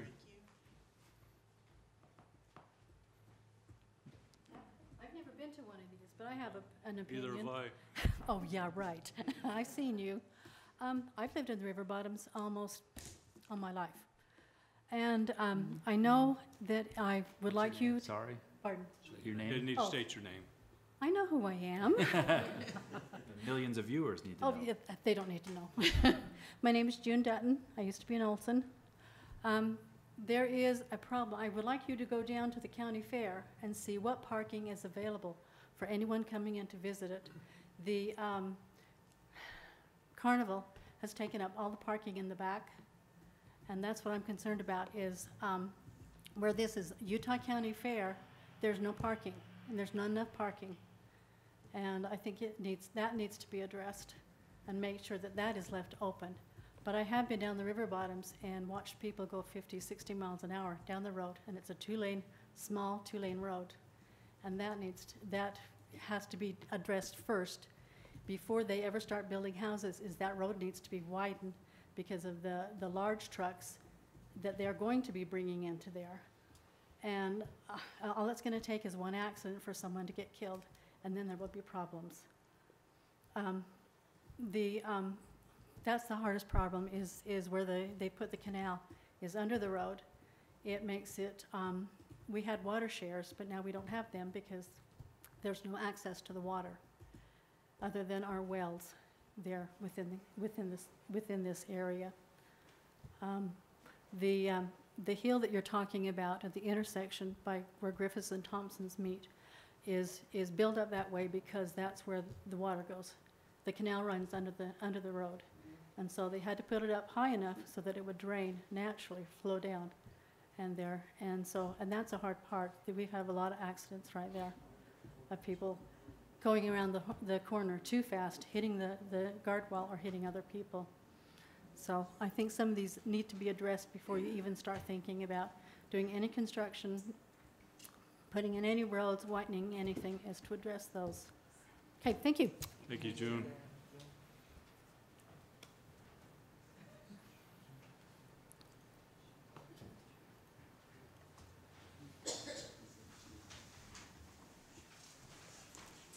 I'm Monty Griffiths. I had bought my grandmother's place down there, and you're right, that river bottoms river there does cause a lot of accidents. But I know there's some extra property that we have right by that street that could be donated to clean up that intersection. Are you annexing on the River Bottoms Road to the west, or is that a break line? Or what do we keep in the county? Just that hillside strip? Dave, you want to address that? Real quick. The intent, except for Sorensen properties, which I think are right here, is to have the annexation boundary basically match, and it gets hard, there's not a really well-defined western right-of-way line, or right-of-way line on the west side of River Bottoms Road. But that's the goal of what is proposed tonight. So River Bottoms Road, south of, I believe, about this point right here, would remain in Utah County. So would I stay in the county? Your property, you're where? You're Right there. here. Yeah, so the road and everything to the east would remain in Utah County. And in the case of these properties here, down to here, everything on the west side of the road is included in the proposal and would be annexed if the council approves it as proposed. Okay.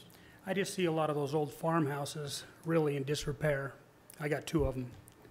You know, I get the historical houses that's sitting there, but the roofs are gone. I don't want to keep putting money on these things. I'd rather push them over and put something nice. I do see that I had to clean up a lot of years of garbage that was accumulated. And I know a lot of those properties are just cluttered with extra stuff. So I actually think it'd clean up the community more to tighten up the size of lots. Because you give me a little too much land, I'm going to put a lot of junk on it. Thanks, guys. Thank you. Thank you, Mon.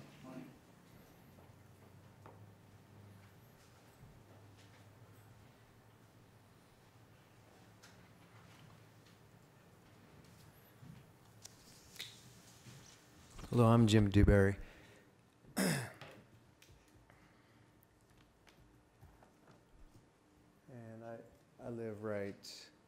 down here off the screen, if you could. This is my place right here. So I'm told I live in the oldest standing house in this whole area. And so I don't have a long heritage here, but I plan on having a long heritage here. And I look forward to leaving my grandchildren the opportunity to have a little slice of heaven where they can have animals and do what I've worked the last 5 years to build. When I moved here, I saw the general plan, and this was all green space. I think if there was ever any green space in Spanish Fork that you'd want to preserve and protect, it would be all the land connected all the way up to the fairgrounds. I agree that there should not, and I don't want to repeat myself, but I think it was a good statement about the high density next to the fairgrounds, or repeat somebody else. I have a few concerns right here in the middle of this screen. You can see that's not very far from my property. I use well water. This particular property is an unregulated use of the land on a high water table with a lot of rigs. I'm concerned about that, and I wonder if there's been any consideration about bioremediation of this, because I imagine there's going to need to be some, and I haven't heard any discussions about that. I also find it rather odd that we would be proposing to put development on the bottom end of this annexed area, and RR makes me wonder really what is the real plan here for the future. Is it just a pacification? Or is it really a plan to keep RR around everything except for that particular property there that the Warners want to develop? So for me, I have a lot of concerns about traffic. There's an intersection right there at my house. This right here. I constantly have people coming, overshooting that, going into my driveway, turning around, coming back around. It's a constant thing. I think that's only going to get worse if there's more reasons for people to come through here. I understand that there's a trail that's been, funds have been appropriated. There was some discussion about that. I haven't seen any plans on where that's going to be. That seems like that would be appropriate to have that kind of nailed down before you start putting the cart before the horse, if you don't mind me saying that. The agricultural heritage, I think there was an Envision Utah study that said that people value most the agriculture, preserving the agricultural heritage in Utah.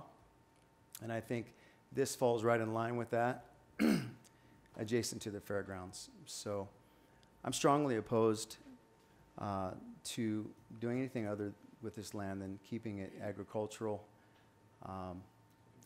3 minutes are up there. Thank so you for your time. Sorry, don't be offended. So, thank you.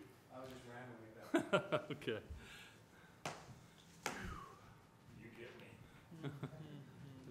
Kelly Peterson, you all know me. I work for the power department for the city. My family has property involved in this annexation. My family is not against the annexation. They don't want to tell other people what they can do with their property, but my family still wants to farm the property they have. Have concerns making sure we can still get water, everything to our property. And your road plans are showing a future roundabout and a future road going through the majority of my family's property. We have a little concerns with that. So that's our issues. We don't want to hold up development. We support other landowners being able to do what they want to do with their property, but we at this time don't want to participate. Thanks, Kelly.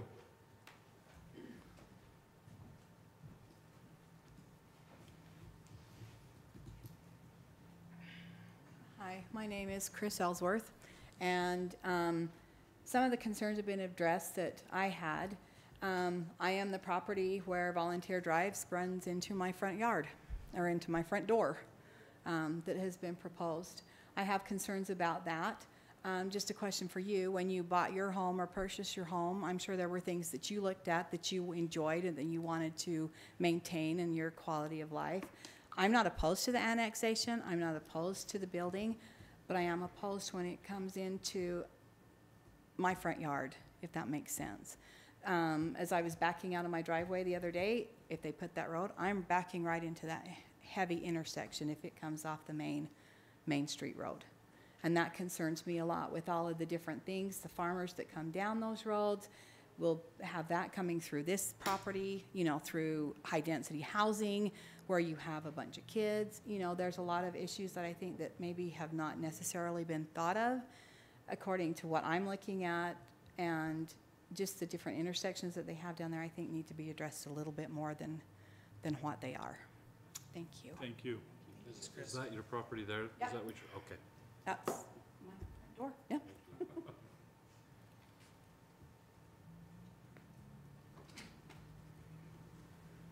Anyone else?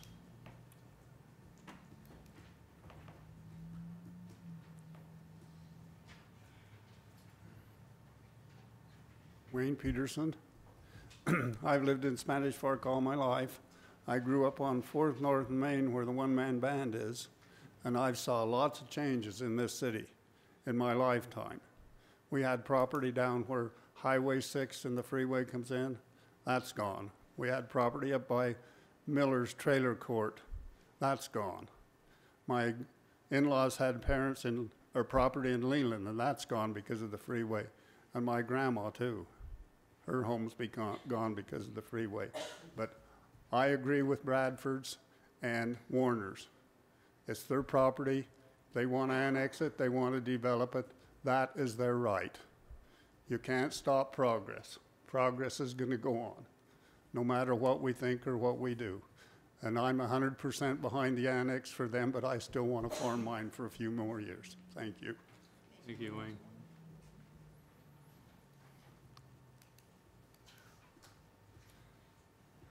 Anyone else? If not, I'd entertain a motion to go out of public hearing. So moved. Second?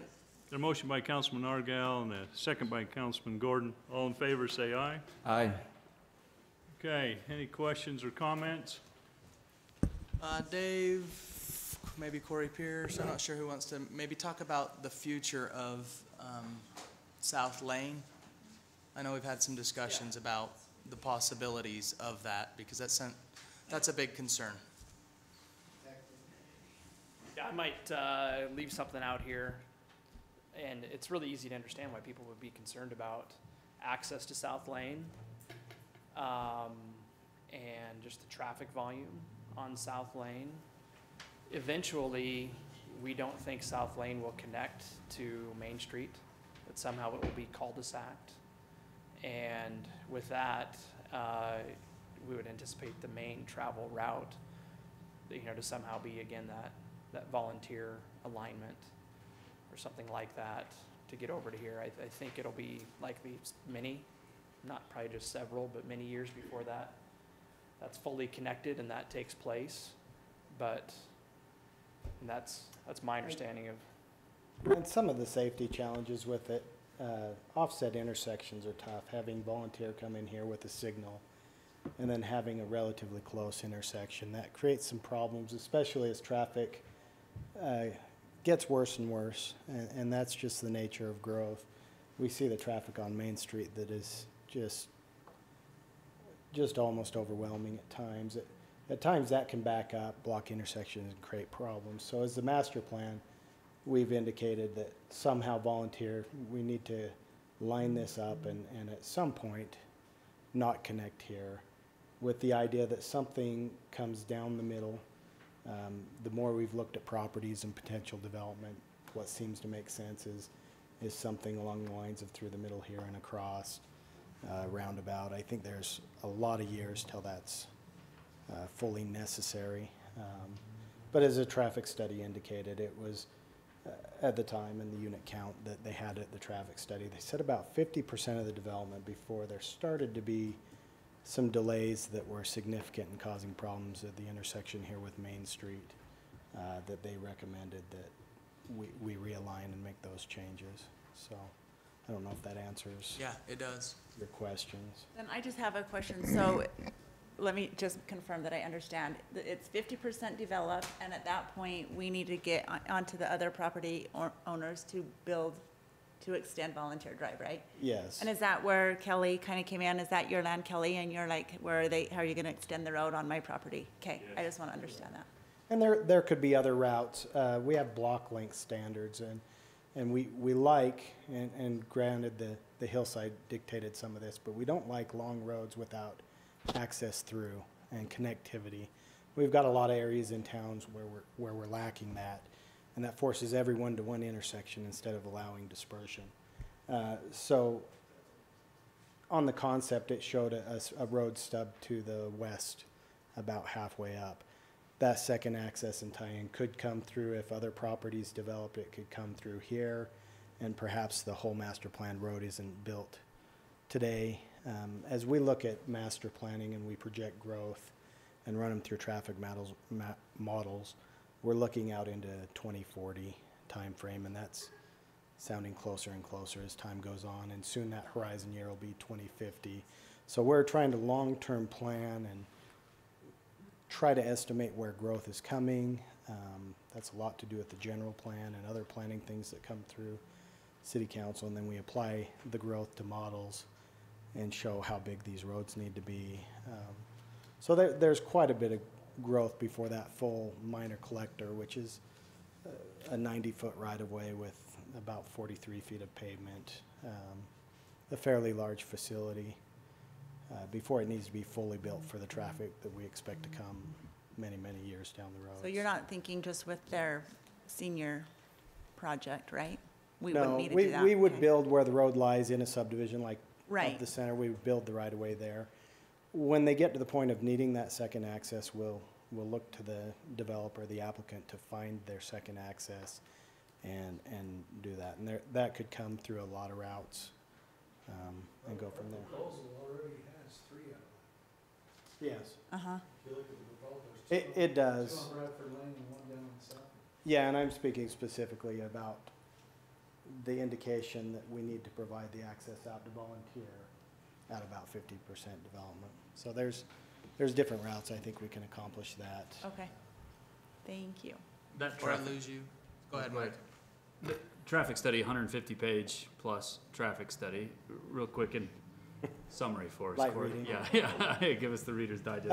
No, the one thing I guess I'm asking about here is if you start developing here, is that traffic study taken, assuming, this, there's a road improved here to get out to here, Like Wilbur said. correct? Correct. And counting on traffic accessing it from here as well? So they don't drill in, yes, they do show the roads, and they show master plan facilities that are expected to carry more. And with designations they put in the model, it distributes that traffic. The model is saying most traffic will come to Main Street. But to get in that and this is a cart before the horse again kind of thing, because we're annexing and seeing if there's an annexation and a zone here. But when you go through the preliminary plat process, that'll be a time where you're saying, well, you have to have a road that is improved and comes into here, obviously, because, this is tight. Yes, and as we look at it, so outside of the traffic study, and Dave mentioned it, we allow 50 units on a single access. And we haven't got detailed into phasing of this project. But that 50 units, the second access could be out here to Bradford Lane, 300 East, and we would look to improve that road to handle that traffic as part of that development. They're showing improving and widening that road. It's planned just to be a local road. As the master plan's looking at getting traffic to Main Street and out through the middle of area, trying to center traffic and give them a place to come out at a signal.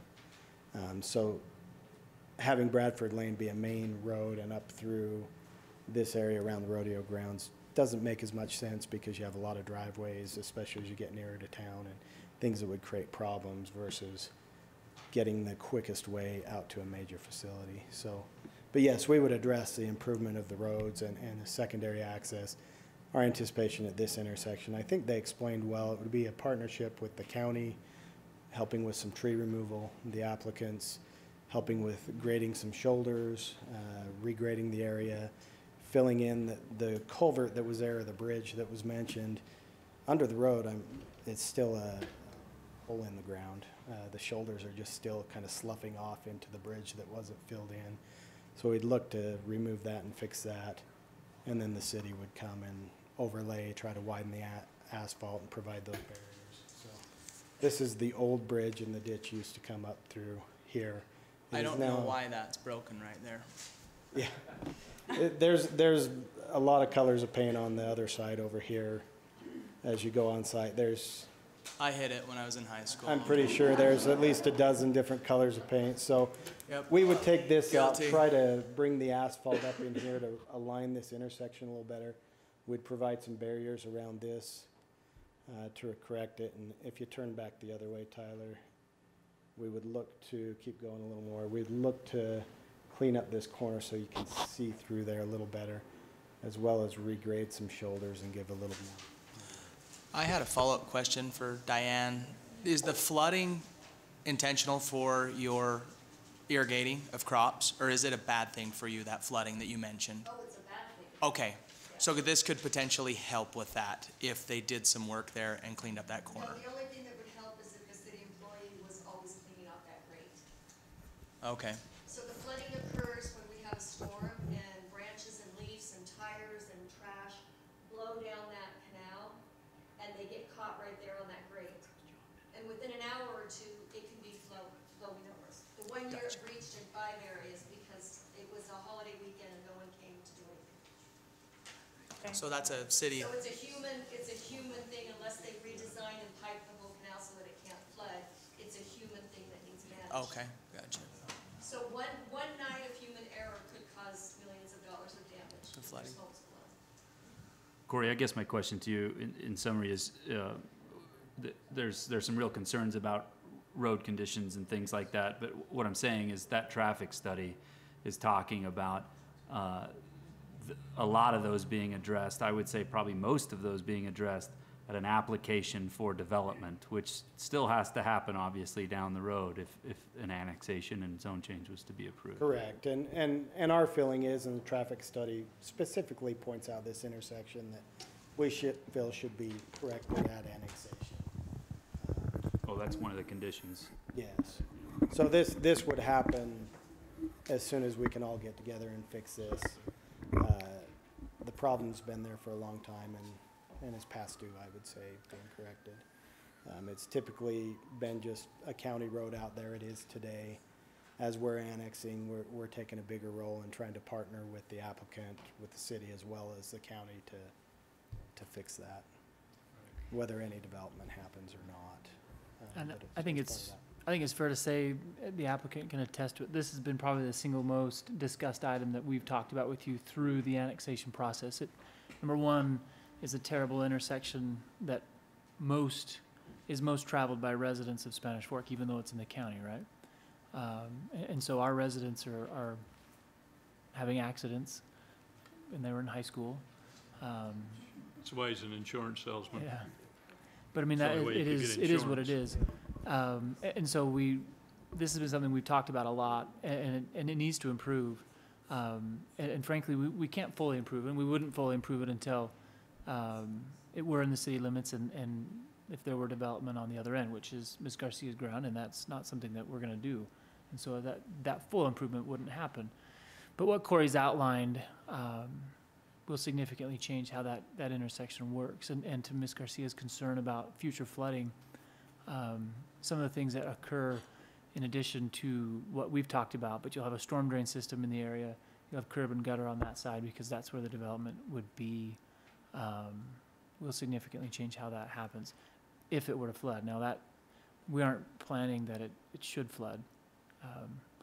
And so the city crews do have that as a responsibility. It's not our canal, but we have the maintenance responsibility that we've agreed to with the canal company. And so we do check that, and it's been a lot better, but it has flooded in the past. And certainly we learn from those, but.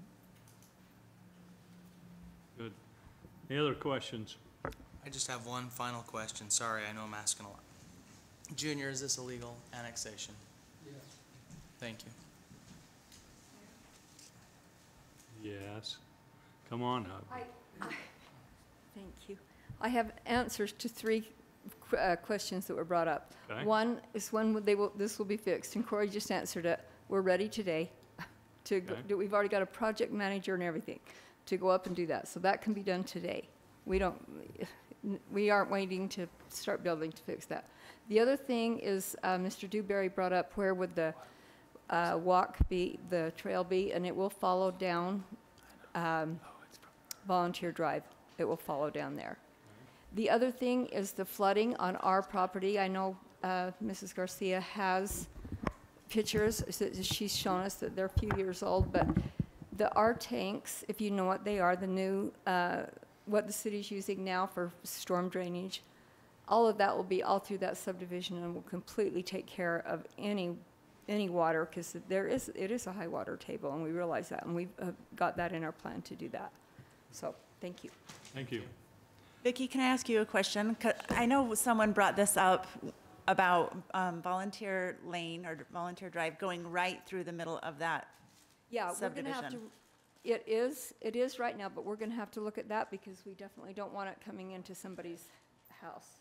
Okay, that's kind of, I would agree with that as Yeah, well. That so. we have to, yeah, so Okay. when the preliminary plot plan comes, yeah, We'll I mean, look at that. it can't Okay. be. Thank you. Right. Anyone else? If not, Mayor, may I make, sorry, Yes, one you other may. comment. There was a question about the trail, and Mr. Dewberry, I think, was the one that asked the question about the trail, and we don't have a final layout of the trail. To use your words, there is somewhat of a cart and a horse. I think it's an appropriate analogy. If we were to go and actually plan where it is, we'd have to acquire that land. It would be funds used for acquiring the land and then funds used for building the land. As it goes through a development process like they're doing, it's a natural part of that process. And so the alignment isn't necessarily identified, but the plan, the concept is. And so it gets developed and put in with development. It saves you and I as residents of the city a lot of money because we don't go pre-do that. Go ahead, Corey. Am I speaking half-truths? No, you're most truths. Most truths. well, you have to But, say. but there is something, and we haven't seen a lot of it, but we received some grant money from, well, not grant, but some money from Mountain Land Association of Governments to further extend the river trail, just like the last project where we put in the bridge and made the connections. We've got now some of the rest of that project to bring connections into town.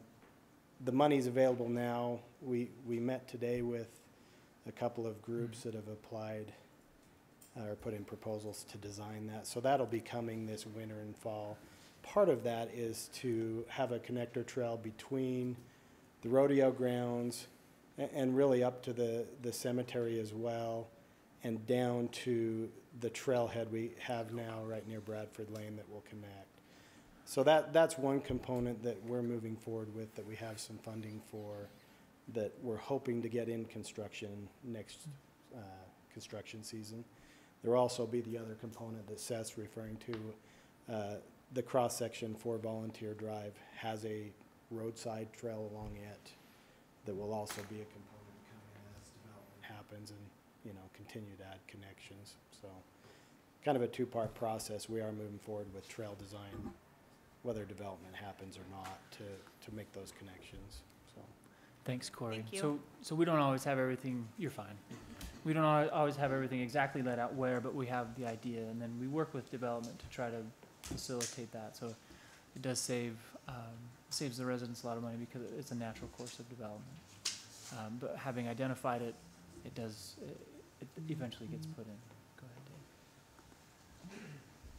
There was also a question raised about zoning, and I really appreciate Mr. Peterson's concerns about being able to continue to do on his property what he's done for a long time with the agricultural use there. And just quickly, from a zoning perspective, there are two reasons that we would recommend that rural residential zoning be assigned to any properties included in the annexation besides the properties that we have a concept plan or some kind of development design for.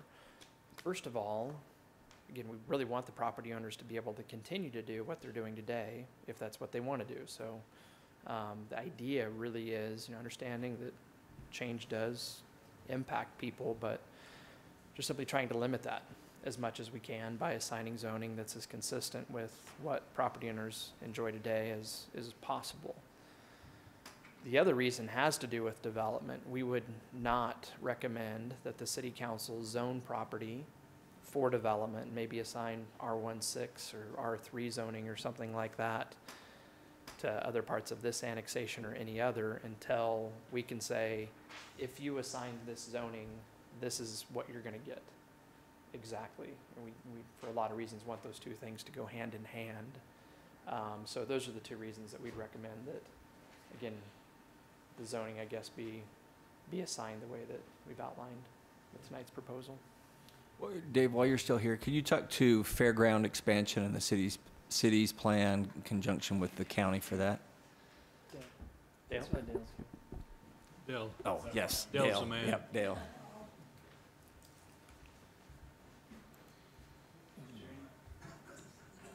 I have one question. Come up to the mic. Wilbur, so you're good, just so they can hear you. I just have a question. On the print, before you brought up the schematic of the subdivision, it had in there that the annexation into the city would require the mill race to be piped. Is that part of the situation to have annexation into the city? And who's going to be responsible for that? You can address that for Yeah, him? that language maybe could read a little bit better. Well, I think it needs to be. That's intended, Mr. Pierce described the project, and that's what that is intended to describe. Simply the improvements that would be made at Bradford Lane and River Bottoms Road with, as I understand it, some additional piping of the Mill Race Canal, or no? Was that? No. None of that even? Okay. That was discussed a little bit earlier, like a couple of weeks ago. Yeah, no. So maybe, Corey, you could just articulate something better than what we had in the report. But basically, we're just talking about those improvements to that intersection because we want those to be made by the applicant. I want to make sure that they're required to do that. So Well, if the it's applicant would be the ones that would be doing If it's it. a part of the process of being annexed into the city, I don't want any part of it. Just that simple. Thank you. The second condition listed on the 4 conditions says the applicant makes the required improvements to the Millrace irrigation canal as determined by the engineering department. Yeah, which is what we described, not the piping of it, but at that intersection. By their recommendation. Okay, Dale, would you like to come on up? Sure, thank you. Yeah, I appreciate some of the concerns that were brought up today about the fairgrounds, because we definitely have some concerns. And we sit on a board, a fairgrounds board, which consists of the county commissioners as well. So we are partners in operating this facility. Yeah, we're looking at several areas to try to expand parking. There's also many other events that have approached us to try to come to our fairgrounds to bring their events here. We are lacking in some things in terms of stall space, RV parking, regular parking. So those are issues that we have to address, obviously, in our department and as a city, is because there isn't a lot of options available, right, that are left. And we are exploring the property directly to the south. There's some testing being done on that to see if it's even viable for us to be able to pursue that option. So, but our master plan does call for some expansion as we get in and look at areas that we're lacking, as we're hearing from outside folks that would love to come and utilize our fairgrounds.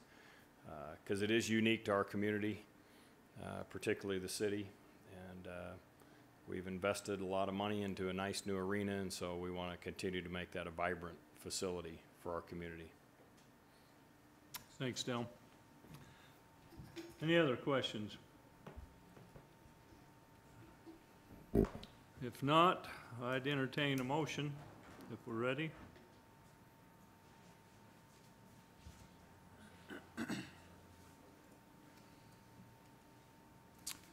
I make a motion, we approve ordinance A 17-01, annexing approximately 110 acres located at 250 East, 1400 South, known as the Warner annexation, along with the 4 conditions recommended by staff and Planning and Zoning Commission, and the R16 zone be affiliated with the area that's indicated.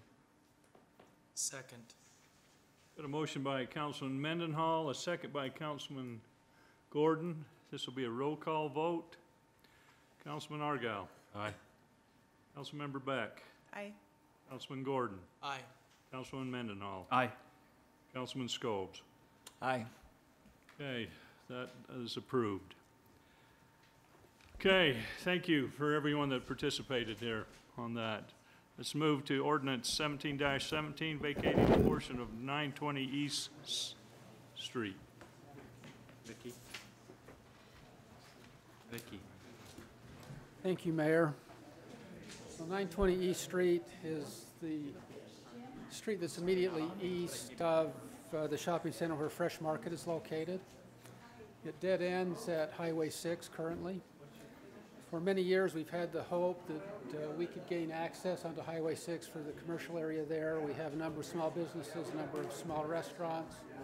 Maybe, why don't you wait just a minute until we can, So we can hear you. They figure they can hear on TV. Yeah, we're not in the library, you need to speak up. Just a minute, they'll, just give them a couple minutes here and they'll be out. They should stay. No, that should be a prerequisite, shouldn't it?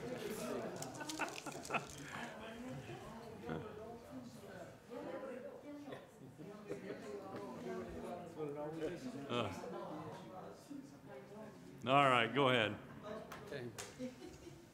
So we had hoped that 920 East would gain access onto Highway 6 and allow another access into a commercial area in our city. We realized that having left turns there is probably not going to happen. We've been hounding UDOT about giving us a right-in, right-out turn at 920 East. They finally come back and says that's not going to happen now, and that's not going to happen in the near future, and that's not going to happen in the long future. So with that indication from UDOT, it appears beneficial that we vacate the northern part of 920 East once it gets north of the access into the Fresh Market area. And based on state law, we would deed each half to the adjoining property owners. Now, we have a little issue on the east side in the sense that there are a couple of office buildings there. There's some common area that, according to the county records, isn't owned by anybody. And we've talked with some of the property owners. They indicate to us that there is an active HOA.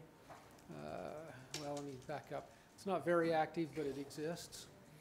And so they're going to try and see if they can activate that HOA, and we can deed their portion to the HOA. Otherwise, we're going to be deeding to 4 or 5 separate owners as tenants in common. That's okay for us, but that's probably going to create some problems for them down the road. So we do recommend that we proceed this evening with vacating the north portion of 920 East, but we won't actually do the deeds until we can get the HOA straightened out and not create a problem for some property owners there in the future. Questions? Motion to go into public hearing? Second. Got a motion by Councilman Gordon, a second by Councilman Mendenhall. All in favor say aye. Aye. Now in public hearing, anyone that would like to address this issue, come forward. Seeing none, Motion to go out of public hearing? Second. got a motion by Councilman Gordon, a second by Councilman Scobes. All in favor say aye. Aye. Any questions, comments? If not, I'd entertain a motion. I'll make a motion to approve ordinance 17-17, vacating a portion of 920 East. A motion by Councilmember Beck. Second. Second by Councilman Gordon. It's a roll call vote. Councilmember Beck. Aye. Gordon. Aye. Councilman Mendenhall. Aye. Councilman Scobes. Aye. Councilman Argyle. Aye. That passes. Ordinance 1817, vacating a portion of Kirby Lane.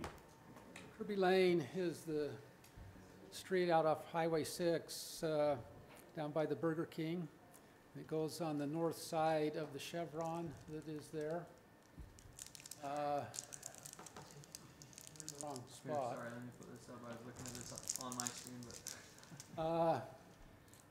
So this isn't a very good aerial photo, but Kirby Lane extends to the east, comes down to a point down by the Chevron, the Burger King, and then accesses Highway 6.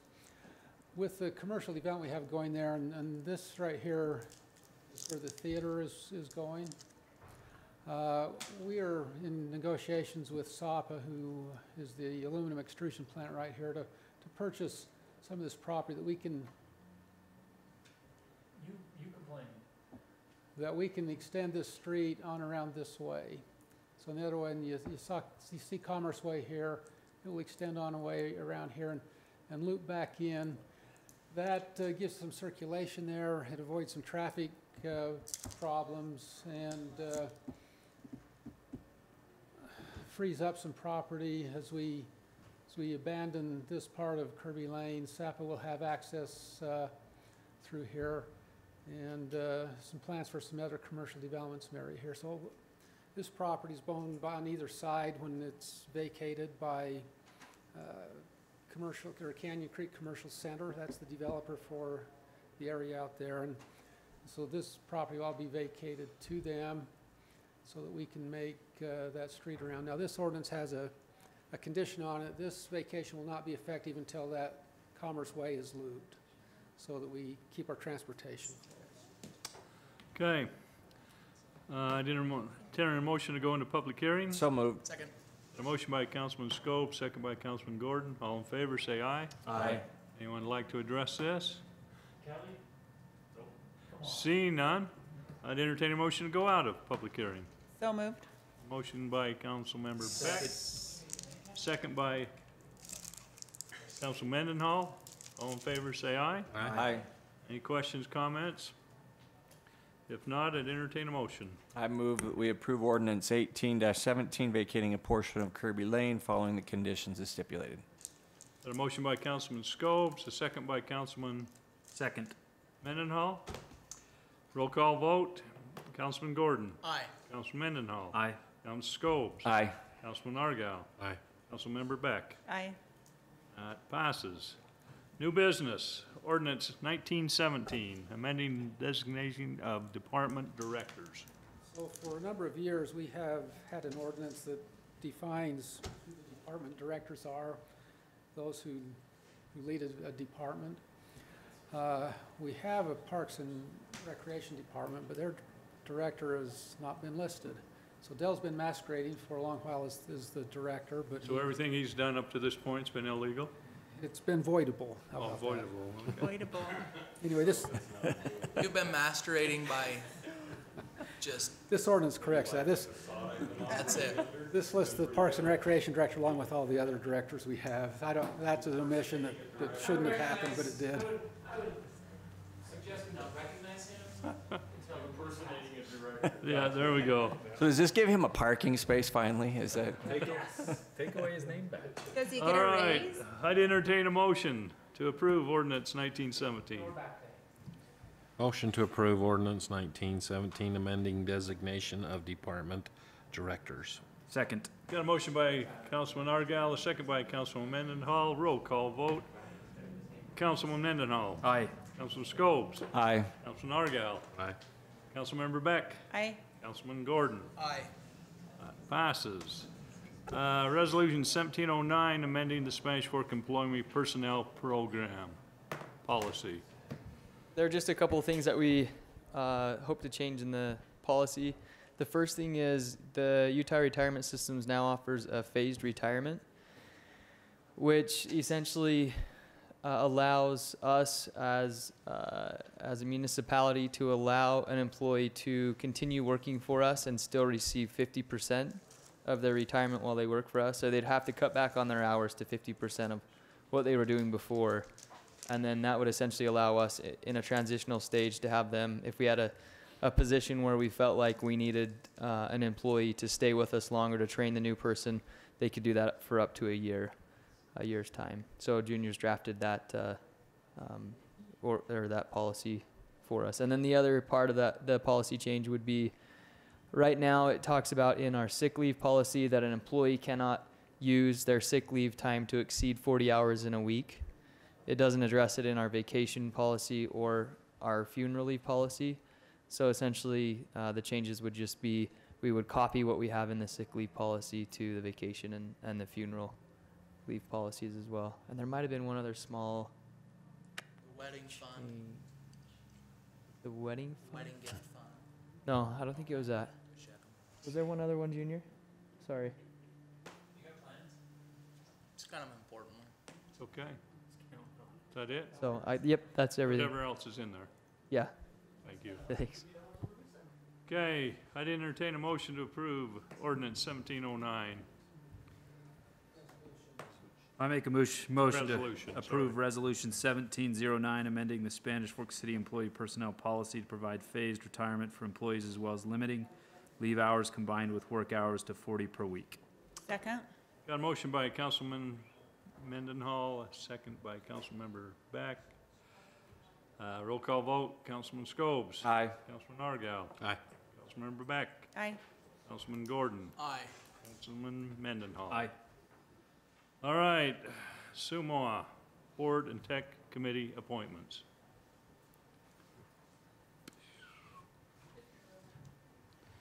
There he Public Works comes. representative is out in the hallway. This is a cleanup to our appointments to the SUVMOI. They have on record certain appointments will only allow those named to vote.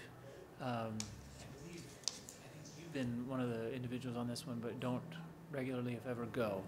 But we do have a staff member going, our Public Works Director, Chris Thompson. And so this is a simple cleanup that gives the council representative, who is Councilmember Mendenhall, the ability to vote as he has.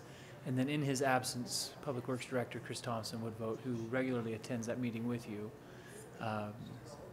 And we felt like this is a good thing to propose, because if Councilman Mendenhall were not able to go and he were to call one of you to all of a sudden go, it'd be probably difficult for you to make that. Also have one more on there. We got Jared Johnson on there too. Right, yeah, I haven't got there yet, sorry. Oh, excuse me, all the heck. And rather than send one of you potentially unprepared to a meeting to make some kind of a vote, to give that authority to a staff designee that is already there. And then this does include a technical committee member appointment to Jared Johnson. There you go. Thank you. Is there anything else that I missed, Mayor? Oh, I think you did well. All right. Proud of you. All right, entertain a motion to approve the Board and Tech Committee appointments. I'll make a motion to approve the mayor's appointment of Mike Mendenhall as a Spanish Fork representative, Chris Thompson as a Spanish Fork alternate representative to the SUMA Board of Directors, and Jared Johnson as a Spanish Fork representative to the SUMA Technical Committee. I'm seconding Brandon's motion with the caveat of Jared and Chris do know a lot about water, and it's good to have them in those meetings for everybody, including myself. I think it's worth noting that Mr. Johnson is home watching right now. Well, hello, Jared. There's his kudos. That's good. I got a motion by Councilman Gordon, a second by Councilman Mendenhall. All in favor, say aye. Aye. Any opposed? I move we go into closed session for reasonably imminent litigation and land transactions. Second. Got a motion by Councilman Gordon, a second by Councilman Scobes. All in favor, say aye. Aye. We stay in here? Okay, thank you.